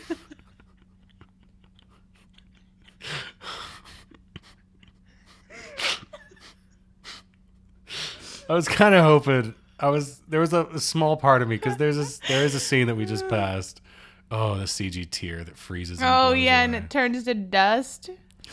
There was a small part of me that, actually a very, very large part of me, that, not my penis, that was kind of hoping that during the Batman-Bane fight scene, that it would just go, like, just for no reason whatsoever, just turn super fucking dark, and Bane just straight up breaks Batman's back like he's supposed to, and Batman's out of the fucking movie. For the rest, and Robin's Like he's got to out of the step fucking it movie. up. Robin has to like become Nightwing and shit, and like it gets really fucked up, and yeah, but no, we're still watching the same. So my real problem with this movie is when all this kind of stuff happens. And I mean, like, I've had a real problem with most of this movie, but like in the beginning where it was just so over the top and ridiculous and stupid, and I felt like we were watching, the 1960s Batman. Oh, there it is. She points at her horns and says Mother Nature. So like when all that was going on, I can apologize for this movie a little bit. Maybe not apologize, but like I can accept it. Don't you ever apologize for America. I mean, Batman and Robin. I can accept it because I feel like it succeeded in its goals. If its goals were to be a cheesy, over the top, punny movie, then it did that. yeah, but the it's problem is that definitely there's that. so much of this where they're trying really hard to be serious. We've got Alfred dying Yeah, that's a in a plot cheesy, that over the top movie. doesn't belong no, in this no. movie. We don't do that. This whole thing with Mr. Freeze and his wife, like where he's seriously upset about his wife getting killed and everything, it's just too serious. And they play it too seriously. And that makes everybody's acting look confused and stupid. How is there 40 minutes left in this movie? Oh my God, why did you say it out loud? Now we just lost all the listeners. They're like, fuck it. I can't even finish the podcast. I'm not even watching the movie. Oh my God. I'm sorry. Back in the scene where they were in Freeze's lair, Batman throws Robin into a vat of like melted ice cream or something. Yeah. Totally forgetting that that's how he made the Joker. Careful, Batman. Yeah, I mean, multiple people get thrown into vats of things in this movie. But it's immediately followed by this scene where Poison Ivy unplugs Nora Freeze, which doesn't make sense to me. At what point is there to Poison Ivy being jealous? I don't get it.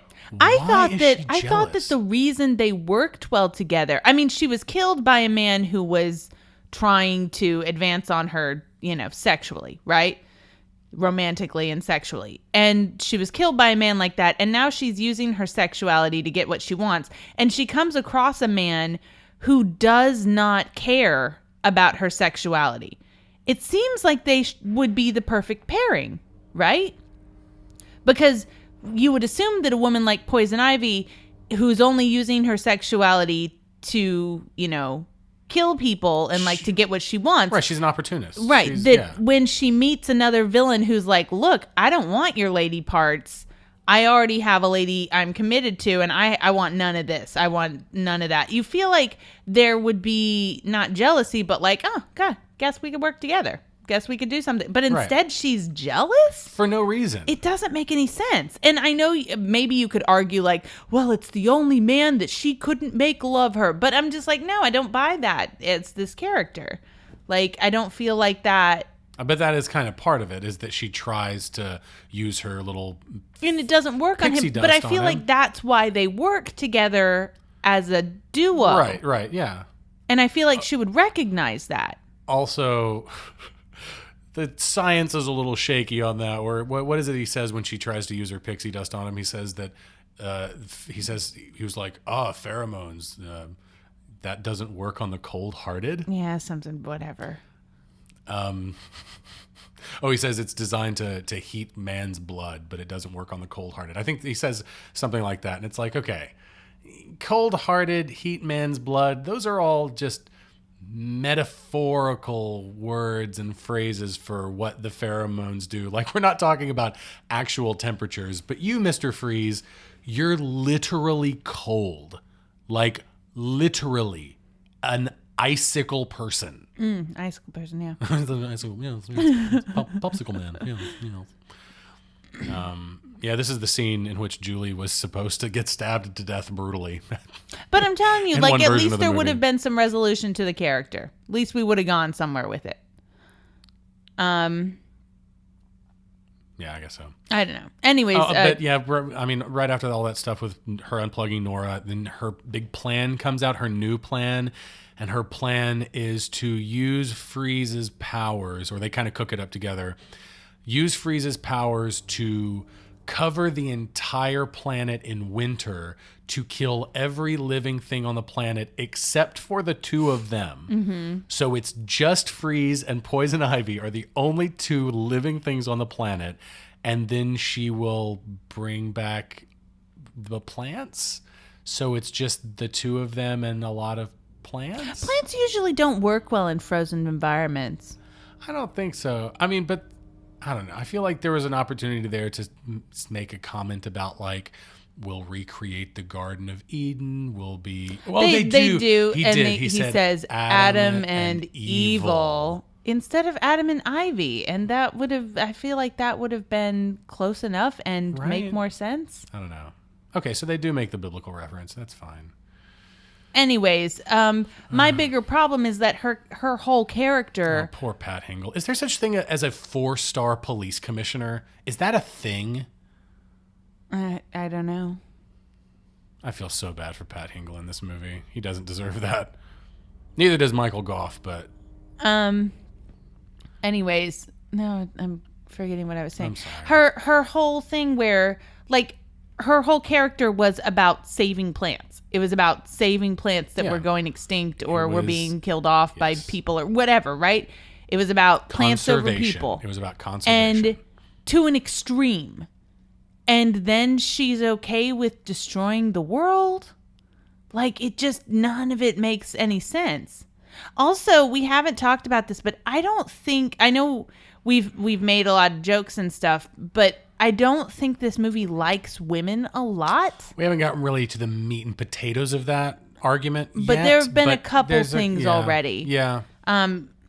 Even the generally lame female characters to begin with, especially Julie Madison. yeah, She's- generally lame female characters, and except for Poison Ivy, who is a bad guy, but No, also she's- the way she's a bad Oh, guy, she's jealous for no reason, like killing other women. But she, like, even Batgirl says something to her about how, like, she gives women a bad name, and but she's allowed to kind of romp through this whole movie and just be like, I don't know, the basically the conservative ideal of the extreme feminist, or the feminazi, as one might call it, which is a fucking ridiculous term. Yeah. She, what is, I don't know if it's Batman or Robin who says it, but one of them says, "Why are all the gorgeous ones homicidal maniacs?" Yeah.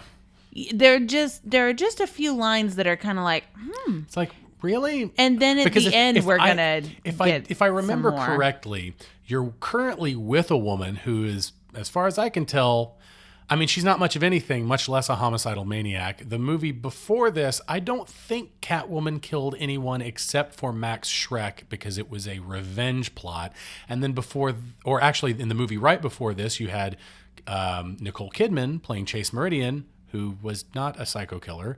And then in the first Batman movie, you had, what's her name? Kim Basinger, who was playing Vicky Vale, who is also not a psycho killer. Well, I don't know what he's talking about. In fact, in this series, he's only run across, well, I guess Catwoman counts. So yeah, only one other female villain was Catwoman. Because in Batman Forever, it's Jim Carrey and Tommy Lee Jones. I mean, they're hot, but I would definitely suck the fucked up side of Tommy Lee Jones. Oh God. The weird purple veiny side. Oh my God. You enjoy that.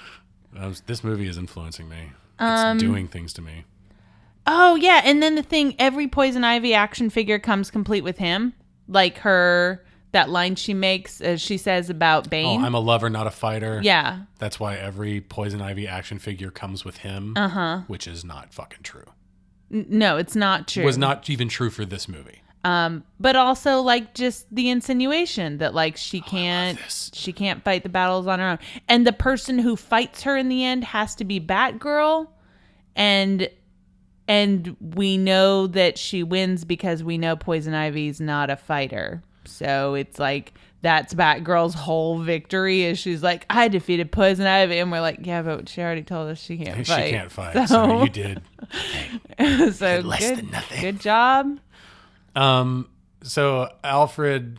Oh, and also here, this is a great example of her brain. Yeah, I'm trying to get to it. But Alfred bequeaths her with the disc that has all the information about, Batman and Robin to give to Wilfred because he's dying and he's run out of time. And she, of course, he says, don't open it. And the first thing she does is try to open it. So she's not trustworthy. Yeah, she gets into it and finds a GIF of the movie logo, I guess. That's it. But her password guesses are kind of amazing. She's like, oh, what Uncle Alfred's password could be? Oh, I bet it's Alfred. No, is it Wayne? No. And she's a computer genius. England. These are the actual passwords that she types in. England. And no, it's not that. She thinks maybe it's Margaret. I guess in the scene, Margaret. Her mother's name.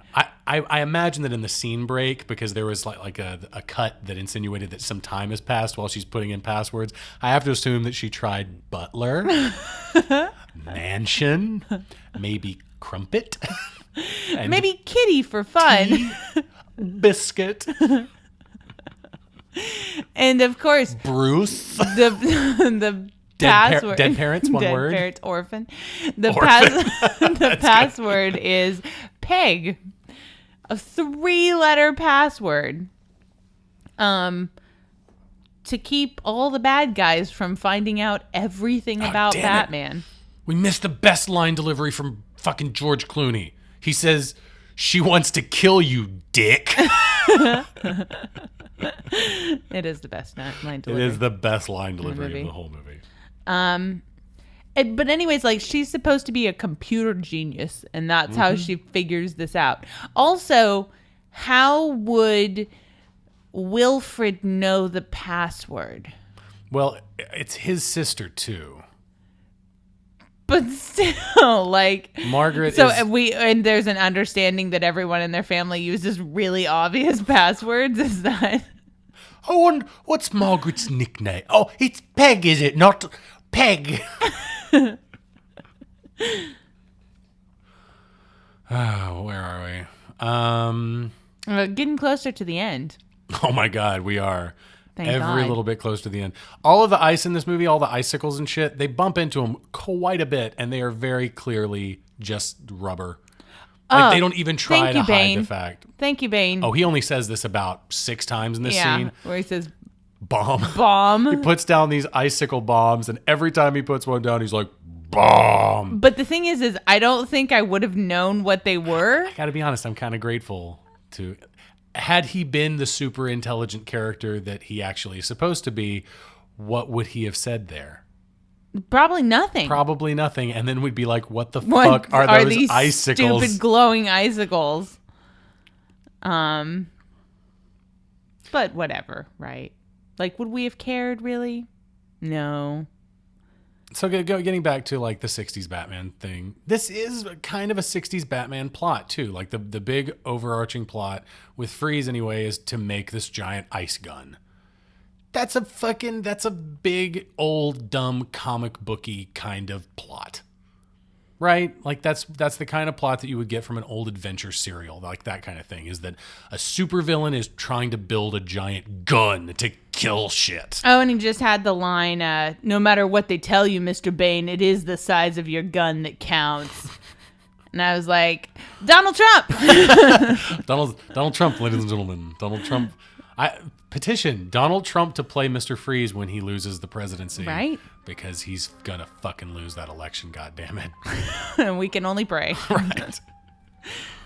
So Because he is a supervillain, let's be real. yeah, for sure. So we've got basically the Alfred version of Jor-El from the Superman movies, where he's programmed his brain mapping digitally into the computer so that he can pop up on the desktop and be like, "Hey, Barbara, I'm Alfred." Yeah. Because it's the 90s and we haven't figured out how to computer Ass. We got ass and yet. titties. Boobies. Butt. Ass, titties, and butt, and high heels. High heels Because on her that's what fucking you want a superhero in, is some combat high suit. heels. And he had this made for her, and he must have taken some pretty accurate measurements in her sleep to get a suit that form fit. True. And of course, the Batgirl suit doesn't have nipples, but it almost does. Almost does. It's- It should, though, right? That's only fair. It's only fair. I think it should have camel toe. Just True. Nipples and camel toe. I mean, we should probably be able to see their balls more, too, in the other I suits. agree. I think the codpiece should be like completely anatomically correct and just be, If you're going to do it, go all the way. a mold of a giant cock. Like, or do more like the statue of, what is it? The statue of Adam? Is it the statue of Adam, the Greek statue, or is it Apollo? Maybe that has the little tiny dick.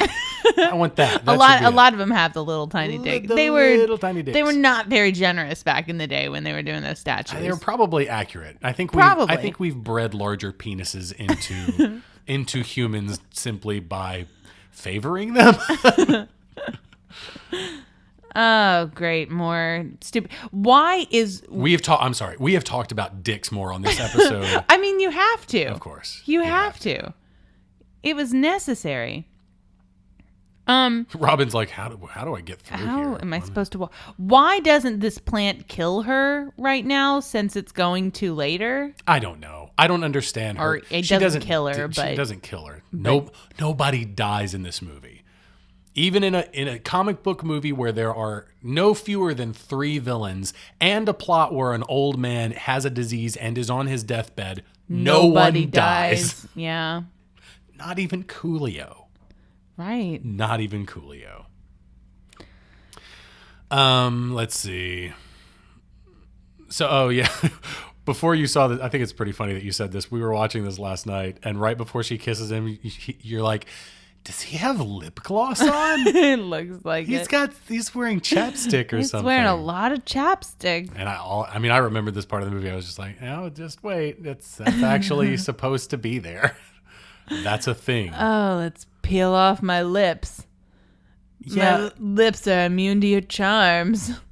Yeah, which only goes to show that she didn't give him any tongue, which to me is just like, I guess. lame. Right? Lame kiss. I mean, that's the kind of kiss you give when you're just like, I'm straight now, right? That's what that means. I'm straight. I'm a straight one. Look, not gay. Look not gay. Hey, Batman, did you see? Like you kiss ever so slightly a lady. No homo. Finally. But no, that's not how that works. That's a shot that wasn't meant to be in slow motion. We got a weird reverse shot coming up. They're going to reuse a shot. I guess maybe they decided that Robin was underwater too long for like this fight scene to play out. So there's a shot coming up where Robin comes up for air and then it reverses the shot and he goes back down under the water. And then we see that shot again later when he finally comes up for good. Why Like that one and reverse shot. Yeah, it is. Oh, because he's tangled in the vines. Because he's tangled in the vines. Okay. Yeah, in this scene, all of a sudden Poison Ivy can do stuff. All of a sudden she can like manipulate vines and use them and stuff like that. And she hasn't done any of that through the whole movie. Her only thing through the whole movie has been kissing people and using her pheromones. She hasn't done anything plant related at all. Yeah, She I know. kisses people with poison lips and uses her pheromone to make them do shit that she wants to do. Poison Ivy should be using like giant thorns and shit to tangle people up and strangle them to death Right. and tear them apart and giant like fucking Some, like, Venus flytraps yeah, and shit right? like that. No, none of that. None of that. Until right now where we get a little bit of it and then apparently her Venus flytrap just don't understand. attacks her. Okay. Look at the bat saw. Bat saw. That's one thing that this movie does get right as far as like as sort of a love letter to the 60s Batman, a very shittily written love letter with terrible grammar, but a love letter nonetheless. Is it's got the gadgets, like there's a bat something, there's always there's like a bat saw and a bat heater and a bat this and a bat that. You know what? That Batgirl suit does kind of have nipples on it. And It's like half a step away from having. And we just had the really weird line where Batman says, "And you are," to Batgirl. And she says, "Batgirl." And he says, "That's not awfully PC. How about Bat person or Bat woman?" And I was like, is that kind of angry?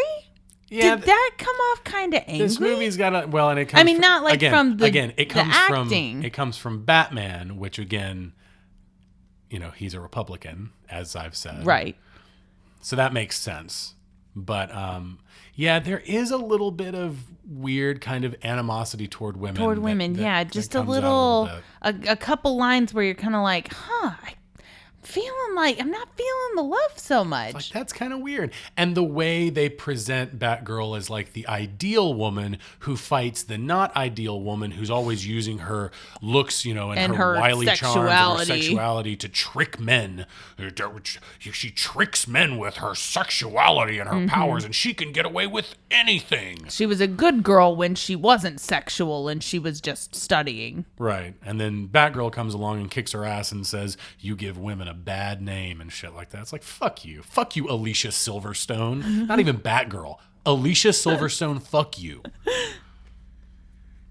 Let's see. So they go from fighting Ivy to going to the observatory where Freeze is, and I guess they had time to change because they've all got their new costumes on now. And here's that stupid. Do you see this? He's got like ventilation. Look at that stupid car. Oh yeah, it's pretty dumb. And she gets the bike. Robin got his car. I bet he's gonna pick up a lot of chicks in that. Chicks dig the hovercraft. Why'd you give me a hovercraft, Batman? I don't understand, Batman. Are we solving a crime on the buoy, on the bayou? How am I gonna Buoy get bayou? chicks this way, Are Batman? we going down on the bayou, Batman? I don't understand. Man, why can they not hit anything that is right in front of them? I know that's like an obvious complaint, but really they just shot like 30 rockets in a straight line. There's just not much room to miss. Look, it's right in front now. I'm like so a tired few of this. yards away. I'm so tired of this movie, Jessica. I'm sorry. I'm sorry. I don't know if I could do this anymore. I still have notes. Just rely on the notes. Just rely on the notes. This scene takes so long getting up to freeze. Yeah. Their whole stupid car scene. There's a thing that Freeze says at the beginning of the movie when he freezes Robin into a sex doll. And he says, you've got 11 minutes to thaw the bird. And that comes back, like, Batman heard that and he was just like, 11 minutes. Okay, got it. Because he says that 2 or 3 more times in the movie where something is frozen. He's just like, we've got 11 minutes. We've got 11 minutes to thaw out. 11 minutes. What if he was lying and it's actually like 30 seconds? Right? What if they're dead in 30 seconds and he was just like, you got 11 minutes. I'm a bad guy, you know. Or he just made up a number. Like he doesn't really know nor Right. care. He's just like, you got 11 minutes. Fuck it. Just try while I escape, I guess. Yeah, and they do go back to that a bunch. Look, bat heaters, see? Oh, bat heaters. Okay, bat heaters. And of course there are no repercussions or anything from getting frozen. Like after you're frozen solid, you're just totally fine after you melt. Like physically, I mean, you know. This is okay. There's a really funny line coming up where they're talking about the mirrors, the satellite mirrors and shit, and talking about it's not coming up yet. They have to thaw the mirrors first, and then they have to do something else because that plan doesn't work. And he says something about it'll take a computer genius. Oh yeah, but that's later. It's like they have to fall off the building first and then come back or something like that. All right, let's see if I've got some additional notes because there's just a lot of stuff that happens. I like that little cut in when the clock ticks. That was a nice little subtle edit. Let's see. Oh, apparently most of the scenes with Batgirl were cut because Alicia Silverstone gained a few pounds during production, and the wardrobe team had to refit her costume. And then when the press discovered the news, they slammed her weight gain and mocked her for being too fat to fit in her costume. Wow. As a result, the director, Joel Schumacher, publicly defended her during interviews and press meetings. And he, like, one of the jokes he made was, what is this girl's big sin? That she ate some pizza? And then when the press continued to taunt Silverstone's weight gain, mostly from female journalists, apparently, Schumacher again intervened and lashed out at the reporters that taunted her. Schumacher went on record about the weight gain to one magazine by saying, it was horrible. I thought it was very cruel. She was a teenager who gained a few pounds like all of us do at certain times. I would confront female journalists and I say, with so many young people suffering from anorexia and bulimia, why are you crucifying this girl? Mm-hmm. But we do it to celebrities all the time. All the fucking time. All the time. But yeah, it's fucked up. It is super fucked up. Yeah, that is. Apparently George Clooney peed in the bat suit, which is how little of a fuck that he gave, is that it was apparently so cumbersome and so difficult to remove and to take bathroom breaks in that he just pissed in the rubber suit. God damn. Oh, that's hilarious. I mean, we're talking, this is his first major film role, and he's already out of fucks to give. How do you do that? Oh, I don't know, but it's so funny. And now I'm like watching all these things thinking, is there pee-pee in his Watching all these fight scenes like, does he smell like urine right now? The way he's moving, is it a little stiff? Is it a little bit of stiff movement because we got something in the suit that's uncomfortable? A little bit damp.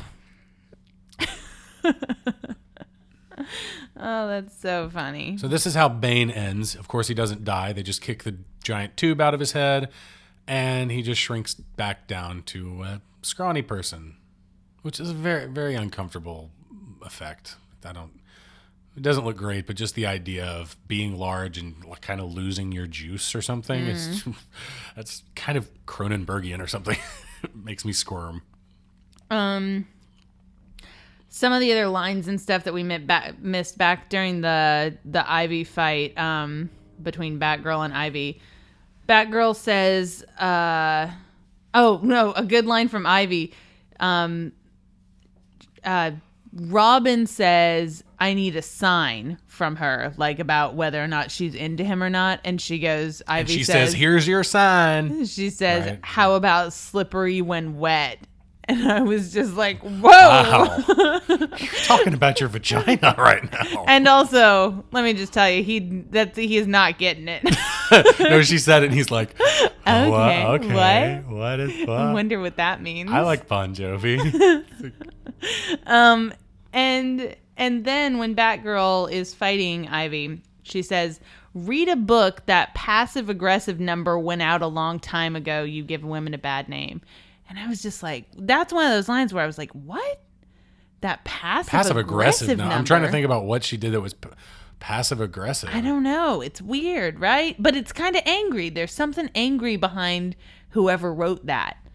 Kind of strange and angry. What was the movie that we watched recently where we wish the guy had more credits because it was The Wizard, because it was like weirdly like angry at women. Oh yeah. I'm gonna see if so Akiva Goldsman wrote this. I'm gonna see if we can get to the bottom of this. Does Akiva Goldsman have? Oh wow, he's written a lot of shit. Okay, none of this really. This doesn't complete the picture. Freezing hell, Batman. So he wrote I Am Legend, A Beautiful Mind, I, Robot, The Da Vinci Code, Transformers 5, which I'm sure is misogynistic, but I haven't seen it. I mean, they all are, so. Some Paranormal Activity movies. I don't know. The good one? Did he write 3? Yep, he wrote 3. Apparently. Oh, hold on. Wait, no. Oh, no. Sorry, I'm looking at the wrong place on IMDb. Apparently, he was a producer on that. Let's look at his writing credits. Hold on. Let's see what came out of his brain. The Fifth Wave, Insurgent. No. Winter's Tale. Yikes. Angels and Demons, I Am Legend, The Da Vinci Code. Okay, he did write those. Cinderella Man, I, Robot, A Beautiful Mind, Lost in Space, Practical Magic. Batman and well, Robin. that really doesn't work then. That doesn't work at all. No, it doesn't, because Practical Magic's a super gung-ho girl feel-good movie. Yeah. It's very pro-ladies. Oh, yeah. As I remember. Oh, it is. I've At least from the last time I saw it. I mean, it's been a few years. God, I loved that movie when I was a kid. That and The Craft. That was slumber party time for me. You're talking about Clueless. Those were not the girls I hung out What about with. Death Becomes Her? Or The Witches? No, we watched The Craft and we watched Practical Magic. Those were the two movies. Yeah, but like that we there was watched. a thing with like late 80s, 90s witch paranormal No, comedies. those were the two that we watched. That's what we watched. Okay. Because that's a genre. We could probably do a whole month on I would enjoy that a lot. movies about witchcraft in like contemporary witchcraft in the 90s. I don't know. You probably It's wouldn't a enjoy weird- that as it's much a- as me. It's a weird fucking genre that totally exists. It is. And It does. Practical Magic is part of it. The Craft, The Witches, Witches of Eastwick probably. I think Warlock with Julian Sands probably counts. That's a terrible fucking movie. Yeah. I don't know. Anyways, yeah, that writing credit doesn't play out, so I don't know. So that was a tangent. We're struggling here. Oh with yeah, this I'll stupid take movie. I'll Want it to be done now. So they had to do something with the gun to like make daylight come through the fucking telescope instead of ice. I don't know. And Batman says it'll take a computer genius and Robin. Look at those icicles wiggling. Oh, Look at the yeah, rubber it's terrible. icicles wiggling. And so Batman says it'll take a computer genius, and Robin's like, I'm on it. Yeah. I just want Batman to be like, Robin, No. You're an acrobat. I was talking. You were with the Flying Yes, Graysons. I That was was talking your to family. the computer science major dropout who is as close as we're going to get From now. the dropout from Oxbridge, Right. probably in her first semester of a computer science. Definitely. Man, 90s Oh, shit. expectations. Oh shit, that's really funny. The idea that she dropped out after one like computer science class, like intro to like desktop publishing Right? or some shit, and she's just like, yeah, I was majoring in computer science, I'm pretty much a genius, Pretty much a computer genius. so I can tell you everything about your computer, GPUs, and your RAMs. Yep. Man, that was a thing in the 90s so hard. Being like good at computers. Being a hacker. Being a hacker. Yeah. We haven't done hackers yet, but we've had some 90s hackers in movies. Yeah, we have. Definitely. Unfortunately. But Now here's this oh yeah, and this whole scene where Freeze is now out of commission, Batman walks up to him, is looming over him, and he's talking about, there must be a good guy buried deep beneath the snow. your heart is still warm, I know it. I know it's warm. Because you're alive, and that's Also, how who science took works. that video of Ivy? He's got this video of I'll tell. Let me look up the cinematographer, and that's who fucking took the video, because it's just the shot. That's just what it is. Yeah, he shows the shot of Poison Ivy saying that she killed Nora Freeze, and he's like, "No, God, no, you crazy bitch! I knew it, plant lady." And then he says that they found Nora. They found her, restored her, and when did they have fucking time to do that? Right. When? Because Was that when Robin fell in the ice cream vat and like well, no, it couldn't have been, because they found out that Ivy unplugged Nora just the scene before this. So, and they were just fighting her and had to rush to the fucking observatory to stop Freeze. And they somehow found Nora, restored her, and changed into new costumes and got into their new vehicles before coming to do this thing. we can maybe say that, like believability and pacing is perhaps off in this movie. You might could say also that. believability in what you carry around in your pockets. Why does Mr. Freeze have this very specific cure The for cure this specific for the stage of first this stage specific disease? of McGregor syndrome, a fake disease, in the little wrist pocket. in the Buzz Lightyear pocket of his suit. The one where he talks to Star Command. Yeah. And he's just got 2 vials, the exact dosage that you need to cure Alfred. He's just got it on him. He's just got it. Take 2 of these and call me in the morning, he says. Yeah, he does kind of appeal to at least his education, because he's just like, I know you can help me, doctor. And I don't know if that works. I don't know if that's what did it, where Victor Freeze was like, that's right, I have a fucking PhD. Also, I think it's kind of shitty of Batman that he gives Freeze a chance to reform because he has a personal investment in what this guy can provide him. Republican.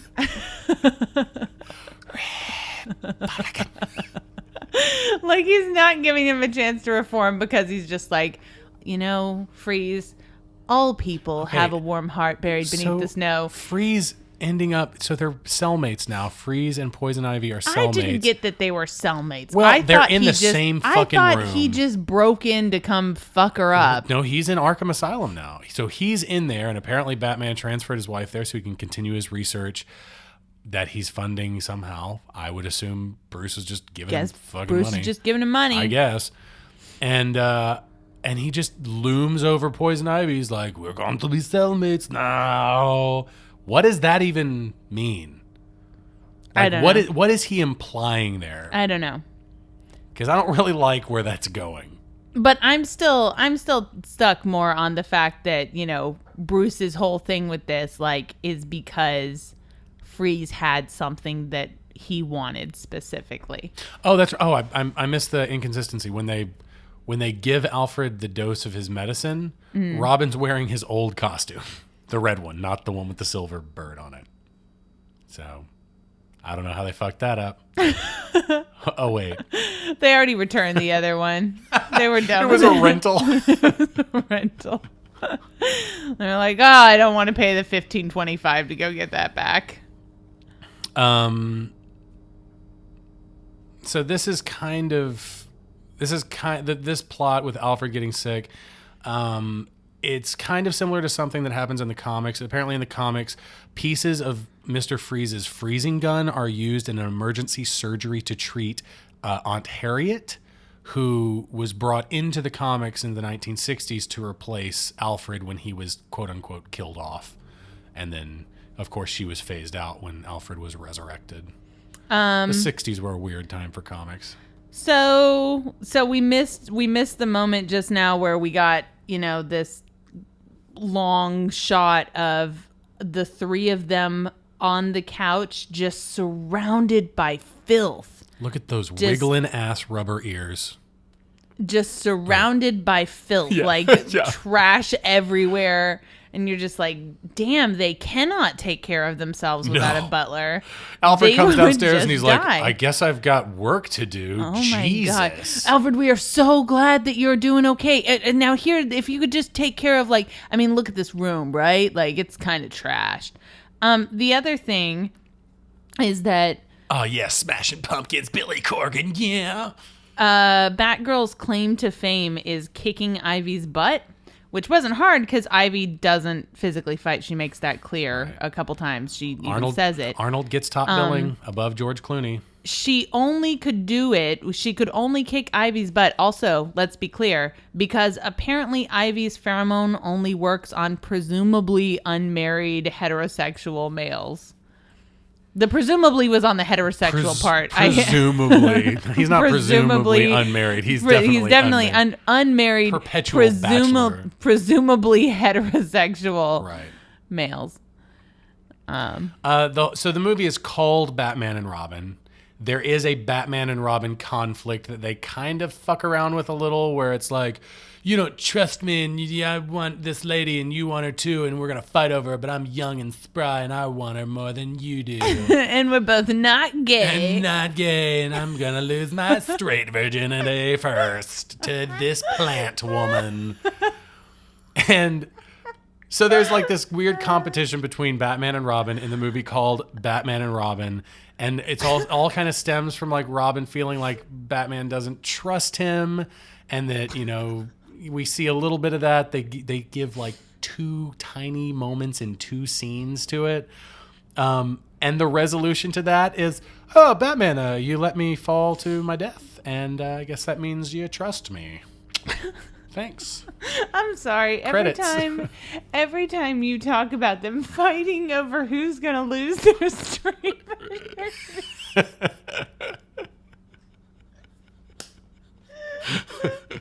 it just kills me. Oh God, are we done with this stupid movie? I think we're done. Yeah, but any final thoughts? I wish we hadn't watched it, but this was kind of fun. But really though, like I said, I feel like this movie, yeah, it's really, really bad, but I mean, it kind of intended to be. Exactly. A lot of people say this is one of the worst movies ever made, and it's not that I necessarily disagree with them, simply based on my own tastes. When I watch this, as most people are, I watch this and I am repulsed by it. and I don't mean to say it's repulsive, I'm going to vomit, but it's like a magnetic attraction. Yeah, you're just I don't want to be watching this. I'm turned off by the things that are presented to me in this movie. But as far as the movie reaching its own goals, setting goals for itself and wanting to be a certain kind of movie and being that movie, I think it kind of succeeds in that in a broad way. Yeah. The characters are lame. There are lame characters in the movie. There are some arcs in the movie that do get complete, but then there are just as many character arcs that are just kind of left out there. Done. So on that level, on that basic level of every time you establish an arc, you have to finish it. Mm-hmm. It does fail. So it's not a good movie in those terms by any stretch, and I'm repulsed by the movie and what it presents to me. But I think in the broad, in the big picture, it does kind of succeed at what it sets out to do, and that is to be sort of a callback, sort of a love letter to the 60s Batman in this new series of Batman movies. The 90s Batman movies. I don't know. It's bad. It's terrible. It's fucking awful. One of the worst movies ever made. I don't know. I don't know either, because like I said, when you succeed at the thing you're trying to do, if you reach the goal of what your movie's goal is, then do you get to say that it's completely a failure? When you watch a movie like this and you see production design, you see editing, you see cinematography, you see, costumes, you see performers, you see money being spent, you see a movie presented to you, and then you watch something like The Room. Mm-hmm. I mean, The Room is legitimately one of the worst movies ever made. Right. Legitimately. Right. It's incompetent because on every level. Yeah. Right. You watch this movie and people with talent worked on this movie. I mean, the thing is we watch such bad movies. As a hobby, we watch such bad movies that when you watch this kind of movie and you compare it to that, you're just like, it's funny. It's haha funny to say, but it's not, it's not anywhere near the truth. It's still a movie. And here's the logo again. Anyway. Okay, so that's it for Popcorn Poops. Don't forget to stop by our website at popcornpoops.com. Follow us on Twitter at popcornpoops, or individually, I'm at jcasperkramer. I'm at Dusty Cram. Like us on Facebook, subscribe to us on iTunes or Stitcher, and if you want to donate to the show, there's a donate button on the main page of our website. If you're into that kind of thing, sure. Just want to throw us money. Yep. And of course, there's the Popcorn Poops merchandise shop. We've got a link on the website where you can buy men's and women's t-shirts, a tote bag, buttons. And I'll put some stuff up there later. I want to see how the stuff that we've got up there does for now. If you have something to suggest, it is a Spreadshirt shop. If there's a Spreadshirt item that you want to request, just drop us a line. We do have a new email address. We didn't mention that. Our new contact for email is contact@popcornpoops.com. So if you want to send us an email, you can also get in touch with us on Facebook or Twitter, social media. But if you want to send us an email, write us at contact@popcornpoops.com. And we'd love to hear from you for whatever the reason. Definitely. If you want to help out the show and get a free audiobook, go to audibletrial.com/popcornpoops and sign up for the free trial. You get to keep the book forever. Every week, we feature a friend of the podcast. This week's Poo Pal is the In Session Film Podcast. If you want to be a Poo Pal, then get in touch with us through our website or social media. You don't have to have a podcast to be a Poo Pal, but you do need to produce some kind of online content. Yeah, some kind of internet content. Even if you just have a website or a blog, we can work that out. And stick around after the show for some words from the In Session Film Podcast. So, Dustin, what are we watching next week? Tell me it's better than this. Oh, way better. Next week, we are continuing our hashtag World's Finest Month with maybe the best Batman movie that has been made so far. It's way up there. And of course, I'm talking about Eric Radomski and Bruce Timm's 1993 film, Batman Mask of the Phantasm. Didn't expect that, did you? I did, but I wasn't talking to you. I was talking to our pooplings. But yeah, we're doing the theatrical animated Batman movie, and I'm very, very excited about it. I hope you are too. I don't know if you've ever seen it before. I don't think I have ever seen it. Well, you'll see it this week. It's short and sweet, and one of the best Batman movies that has ever been made. So we're gonna watch it next week, and it's gonna be good. So until then, take care. Bye-bye. We are the Popcorn Poops. Hey guys, this is JD from the In Session Film Podcast. Every week on our show, you can join my co-host Brendan and I as we review the latest films that's out in theaters. It also inspires us to discuss a top 3 list of some sort, and we have a lot of other fun movie discussions as well. It's always a blast. And we also have a show on Fridays called our Extra Film Podcast. This is a show that gives us the space to talk about the latest indies and art films and other classics that we normally just don't get to talk about on our main show. You can find our podcast on iTunes, Stitcher Radio, SoundCloud, TuneIn Radio, Player FM, and more. In fact, you can just see everything about us, including our social medias, at InSessionFilm.com. So join us every week. We'd absolutely love to have you.